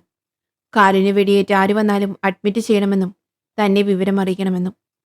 Paradise hospital. ഡോക്ടർ ഐസക് തോമസിന്റെ ഹോസ്പിറ്റലാണത്. വൃക്ക സംബന്ധമായ എല്ലാ രോഗത്തിനും പ്രതിവിധി കണ്ടെത്താൻ ഡോക്ടർ വളരെ സമർത്ഥനായിരുന്നു. എമർജൻസിയായ ഒരു ഓപ്പറേഷന് ശേഷം ഡോക്ടർ തന്റെ റൂമിൽ ഇരിക്കുകയായിരുന്നു. പെട്ടെന്നാണ് ഹാഫ് ഡോർ തള്ളി തുറന്ന് ഒരാൾ അകത്തേക്ക് വന്നത്. അയാളെ കണ്ട് ഡോക്ടർ ഞെട്ടിയെണീറ്റു. അവന്റെ കയ്യിൽ ഒരു റിവോൾവർ ഉണ്ടായിരുന്നു. മുടന്തിയാണ് അയാൾ കയറി വന്നത്. പാൻസിൽ മുട്ടിനു താഴെ രക്തം ഉണങ്ങിപ്പറ്റിപ്പിടിച്ചിരിക്കുന്നു. അർജന്റായി എന്റെ കാലിൽ തറച്ച ബുള്ളറ്റ് നീക്കം ചെയ്യണം. എത്ര തുക വേണേലും തരാൻ ഡോക്ടർ. വേദന കടിച്ചമർത്തിക്കൊണ്ട് അയാൾ പറഞ്ഞു. താങ്കൾ ആരാണ്? ഡോക്ടർ തിരക്കി. ചക്രപാണി. ഏ? ഡോക്ടർ ഒന്ന് ഞെട്ടി. ജെയിംസ് മാത്യു വിളിച്ചു പറഞ്ഞത് ഇവനെക്കുറിച്ചായിരിക്കും. ശരി, ഓപ്പറേഷൻ വേണ്ടിവരും ബുള്ളറ്റ് എടുക്കാൻ. ഡോക്ടർ അതിനുവേണ്ട ഒരുക്കങ്ങൾ ചെയ്തു. ക്വാർട്ടേഴ്സിലേക്ക് പോകാൻ തുടങ്ങുമ്പോഴാണ് CI ജെയിംസ് മാത്യുവിന് ഡോക്ടർ ഐസക് തോമസിന്റെ ഫോൺ വന്നത്. ചക്രപാണി തന്നെ ഭീഷണിപ്പെടുത്തി കാലിലെ ബുള്ളറ്റ് എടുത്ത് രക്ഷപ്പെട്ട കാര്യം ഡോക്ടർ സർക്കിളിനോട് പറഞ്ഞു. അവനെ പിടികൂടാനുള്ള ഒരു മാർഗം കൂടി നഷ്ടപ്പെട്ട നിരാശയോടെ അദ്ദേഹം റിസീവർ വെച്ചു. വളരെയധികം ക്ഷീണിതനായിരുന്നു ജെയിംസ് മാത്യു. അഴിക്കുന്തോറും വീണ്ടും കുരുക്കുന്ന ഒരു കേസിലാണ് താൻ വന്ന് പെട്ടിരിക്കുന്നതെന്ന് അദ്ദേഹത്തിന് മനസ്സിലായി. ക്വാർട്ടേഴ്സിലെത്തിയ അദ്ദേഹം കോളിംഗ് ബെൽ അമർത്താൻ തുടങ്ങുമ്പോഴാണ് അത് ശ്രദ്ധിച്ചത്. വാതിൽ പാളി പാതി തുറന്നു കിടക്കുന്നു. അദ്ദേഹം വാതിൽ തള്ളി. അത് തുറന്നു. വിറയ്ക്കുന്ന കാലടികളോടെ സിഐ അകത്തേക്ക് കയറി. സോഫി! അദ്ദേഹം ഭാര്യയെ വിളിച്ചു. എന്താ? അകത്തു നിന്നും ഈറൻ മുടികൾ ടർക്കിക്കൊണ്ട് അമർത്തി തുടച്ചുകൊണ്ട് സോഫി ഇറങ്ങി വന്നു. ചേട്ടൻ വന്നിട്ട് അധികം നേരമായോ? ഞാൻ ബാത്റൂമിലായിരുന്നു. നീ വാതിൽ കൊളുത്തിടാതെയാണോ കുളിമുറി കയറിയേ? അല്ല, വാതിലടച്ചകത്തു നിന്നും കൊളുത്തിട്ട ശേഷമാണ് കുളിമുറി കയറിയത്. എന്താ അങ്ങനെ ചോദിച്ചേ? ഞാൻ വന്നു തള്ളിയപ്പോൾ വാതിൽ തുറന്നു. എന്നാ കൊളുത്ത് വീണില്ലായിരിക്കും. നിസ്സാരം മട്ടിൽ അത് പറഞ്ഞ് സോഫി അകത്തേക്ക് പോയി. സോഫി പോയി കഴിഞ്ഞപ്പോൾ ജെയിംസ് മാത്യു എണീറ്റ് ചെന്ന് വാതിലിന്റെ കൊളുത്ത് പരിശോധിച്ചു. ആരോ പുറത്തു നിന്നും കുറ്റി നീക്കിയിട്ടുണ്ട്. സൂക്ഷിച്ചു നോക്കിയപ്പോൾ വാതിലിനിടയിലൂടെ എന്തോ ലോഹക്കഷണം കടത്തിയപ്പോഴുണ്ടായ ഉരസൽ കണ്ടു. തടിയിൽ ചില ഭാഗത്ത് ചളുക്ക് വീണിരിക്കുന്നു. ആരായിരിക്കും അത്? ആരാണെങ്കിലും സോഫി ബാത്റൂമിൽ കയറിയ തക്കത്തിലാണ് അവനകത്ത് കടന്നിരിക്കുന്നത്. പക്ഷെ എന്തിനു വേണ്ടി? മോഷണശ്രമമല്ല ലക്ഷ്യം. അദ്ദേഹം വീടിനുള്ളിൽ ഒരന്വേഷണം നടത്തി. ഒന്നും നഷ്ടപ്പെട്ടിട്ടില്ല. സിഐ തൊട്ടിലിൽ നോക്കി. നിഷമോൾ ഒന്നും അറിയാതെ സുഖമായി ഉറങ്ങുന്നു. അപ്രതീക്ഷിതമായിട്ടാണ് ജെയിംസ് മാത്യുവിന്റെ കണ്ണുകൾ ടീപ്പോയിലിരുന്ന ഫ്ലവർ വേഴ്സിനടിയിൽ ഉടക്കിയത്. ഒരു വെള്ളക്കടലാസ് അല്പം പുറത്തേക്ക് നീണ്ടു നിൽക്കുന്നു. അദ്ദേഹം അത് വലിച്ചെടുത്തു. നാലായി മടക്കിയ ആ കത്ത് ഇൻസ്പെക്ടർ നിവർത്തി നോക്കി. ഇപ്പോഴത്തെ കേസന്വേഷണം നിർത്തുക. കോട്ടൂരാനും മകനും എന്റെ ആളുകളാണ്. മാത്രമല്ല, ചക്രപാണിയെ ഇനി ഉപദ്രവിക്കരുത്. സൂക്ഷിച്ചാൽ താങ്കൾക്ക് നല്ലത്. കെന്നഡി. ഓഹോ, ഒരു പുതിയ കഥാപാത്രം കൂടി ഇതിന് പിന്നിലുണ്ടോ? എന്താണ് ഇവരുടെ ഉദ്ദേശം? തന്നെ ഇതിൽ നിന്നും ഭീഷണിപ്പെടുത്തി പിന്തിരിപ്പിക്കാനാണോ? എന്ത് സംഭവിച്ചാലും ഈ കേസന്വേഷണം നിർത്തുന്ന ഒരു പ്രശ്നവുമില്ല. അവൻ കെന്നഡിയാണെങ്കിൽ ഞാൻ ഹിറ്റ്ലറാണ്. ജെയിംസ് മാത്യു കത്ത് പോക്കറ്റിൽ തിരുകി. രാത്രി ടെലിഫോൺ റിങ് ചെയ്തപ്പോൾ സോഫിയാണ് റിസീവർ എടുത്തത്. ഇൻസ്പെക്ടറെ വിളിക്കൂ, അത്യാവശ്യമാണ്. ചേട്ടന് ഫോൺ. സോഫി CIയെ വിളിച്ച് റിസീവർ കയ്യിൽ കൊടുത്തു. ഹലോ സാറേ, ഞാൻ ചുമ്മാ. ആ, പിന്നെ എൻ്റെ പിള്ളേര് വെച്ച സന്ദേശം കിട്ടിക്കാണുമല്ലോ. സാറിൻ്റെ ചെറുക്കനെ വെടിവെച്ചില്ലേ? സാരില്ല, ഞാനിപ്പോൾ ക്ഷമിക്കുന്നു. ഇനി ഈ കേസിനെക്കുറിച്ച് ചിന്തിക്കുകയേ വേണ്ട. അല്ലെങ്കിൽ ഞങ്ങൾക്ക് താങ്കളുടെ വീട്ടിൽ കയറുന്നതിന് ബുദ്ധിമുട്ടില്ലെന്ന് മനസ്സിലായി കാണുമല്ലോ. നിങ്ങൾ ആരാണ് മിസ്റ്റർ? CI പല്ലിഞ്ഞരിച്ചു. ഞാൻ കെന്നഡി. അയാൾ പൊട്ടിച്ചിരിച്ചു. നീ ആരാ? അമേരിക്കൻ പ്രസിഡന്റോ? യെസ്. ഇൻസ്പെക്ടർ സാറേ, വേണ്ടാത്ത ചോദ്യങ്ങൾ ചോദിച്ച് വിഷമിക്കാതെ ഭാര്യയും കെട്ടിപ്പിടിച്ചുറങ്ങാൻ നോക്ക്. പുറത്ത് നല്ല തണുപ്പാണ്. Good night. You bloody. പെട്ടെന്ന് ലൈൻ ഡിസ്കണക്റ്റ് ആയി. ഫോറസ്റ്റർ ചന്ദ്രമോഹൻ വീട്ടിലേക്ക് ജീപ്പ് ഓടിച്ചു. അദ്ദേഹം വാച്ച് നോക്കി. 10 മണി കഴിഞ്ഞിരിക്കുന്നു. സതീഷിന്റെ അകാല മൃത്യു ഏൽപ്പിച്ച ആഘാതത്തിൽ അദ്ദേഹത്തിന്റെ ഭാര്യ സാവിത്രി അബോധാവസ്ഥയിൽ ഹോസ്പിറ്റലിലാണ്. അവരുടെ മാനസിക നില ആകെ തകരാറിലാണ്. മകന്റെ മരണവും ഭാര്യയുടെ രോഗവും ഫോറസ്റ്ററെ മാനസികമായി ആകെ തകർത്തിക്കളഞ്ഞു. ഹെഡ്ലൈറ്റ് ചാലകീറുന്ന പാതയിലൂടെ ഫോറസ്റ്റർ ജീപ്പ് വിട്ടു. വളരെ സാവധാനമായിരുന്നു അദ്ദേഹം ജീപ്പ് ഓടിച്ചുകൊണ്ടിരുന്നത്. വിജനമായ ഒരു വളവിലെത്തിയതും എതിർദിശയിൽ നിന്നും ഒരു മാരുതി വാൻ പാഞ്ഞുവന്ന് ജീപ്പിനു മുമ്പിൽ റോഡ് ബ്ലോക്കായി നിന്നു. വാനിൽ നിന്നും സൈമൺ കോട്ടൂരാനും ഗുണ്ടകളും ഇറങ്ങുന്നത് കണ്ട് ഫോറസ്റ്റർ ഞെട്ടിപ്പോയി. പരിഭ്രാന്തിയോടെ ഫോറസ്റ്റർ ചന്ദ്രമോഹൻ ചുറ്റും നോക്കി. പേടിക്കണ്ട സാറേ, സാറിനൊരു പ്രമോഷൻ തരാൻ വന്നതാ. സാറിന്റെ മോന് പ്രമോഷൻ നൽകി, നരകത്തിലോട്ട്. സൈമൺ കോട്ടൂരാൻ നന്നായി മദ്യപിച്ചിട്ടുണ്ടായിരുന്നു. അയാൾ പറയുന്നത് കേട്ട് ബഷീറും പീറ്ററും പൊട്ടിച്ചിരിച്ചു. അവരും നല്ല ഫിറ്റായിരുന്നു. എടാ ദ്രോഹി, നീയാണല്ലേ നിരപരാധിയായ എൻ്റെ മോനെ കൊന്നത്? അവൻ എന്ത് തെറ്റ് ചെയ്തു? ഒറ്റച്ചാട്ടത്തിന് ഫോറസ്റ്റർ സൈമന്റെ കഴുത്തിന് കുത്തിപ്പിടിച്ചു.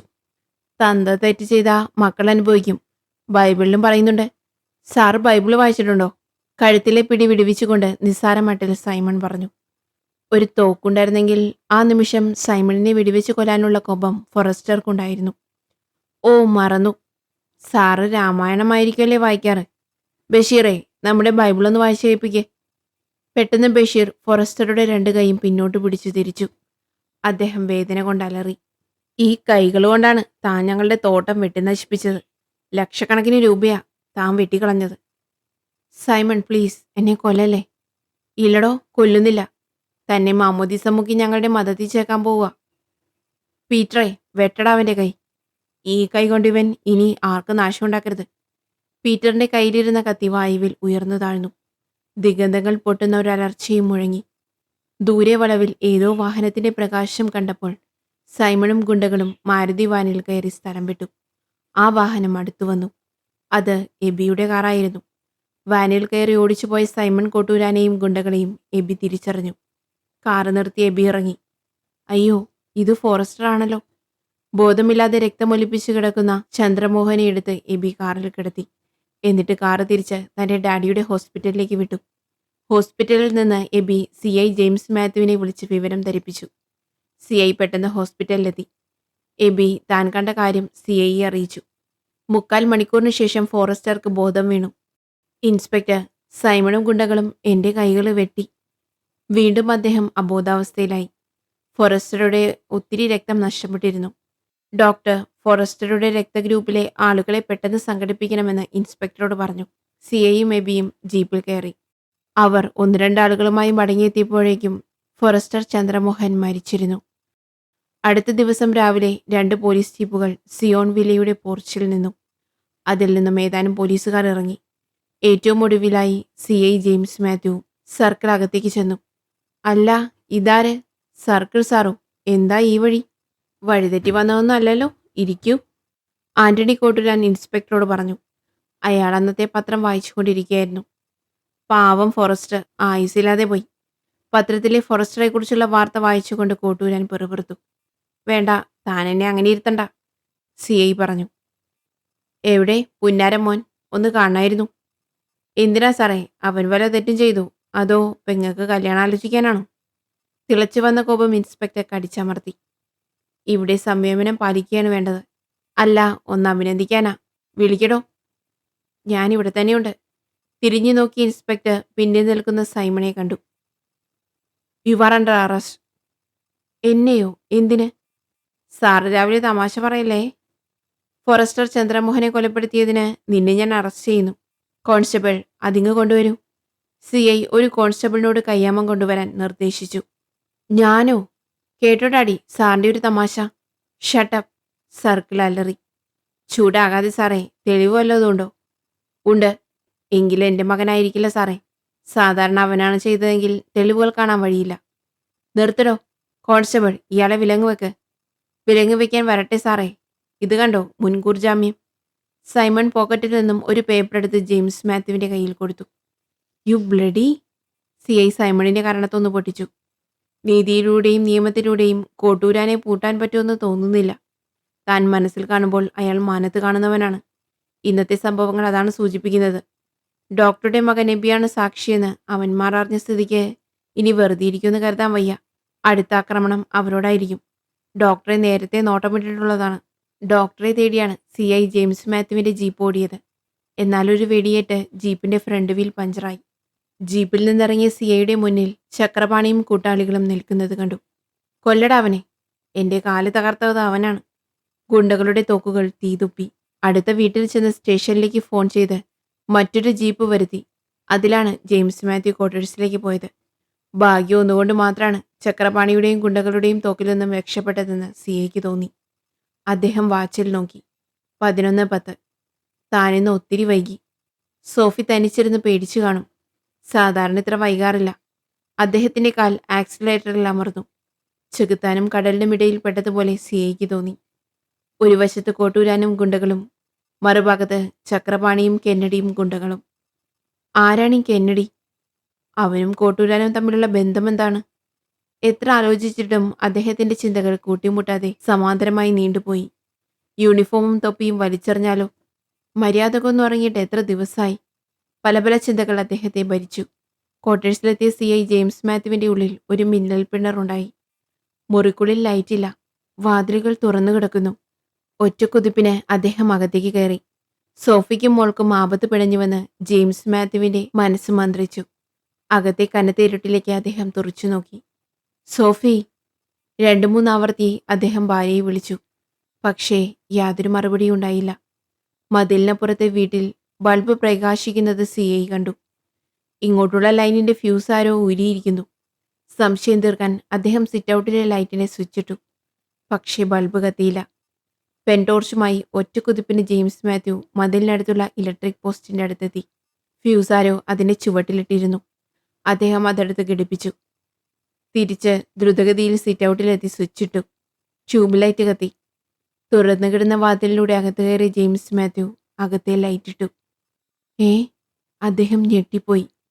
ഡിയർ ഫ്രണ്ട്സ്, ഈ കഥയുടെ നെക്സ്റ്റ് പാർട്ട് അടുത്ത ദിവസം വരുന്നതായിരിക്കും. കഥ നിങ്ങൾക്ക് ഇഷ്ടമാകുന്നുണ്ടെങ്കിൽ ചാനൽ ഒന്ന് സബ്സ്ക്രൈബ് ചെയ്യണേ. കൂടി ഒരു ലൈക്കും കൂടി. ബൈ.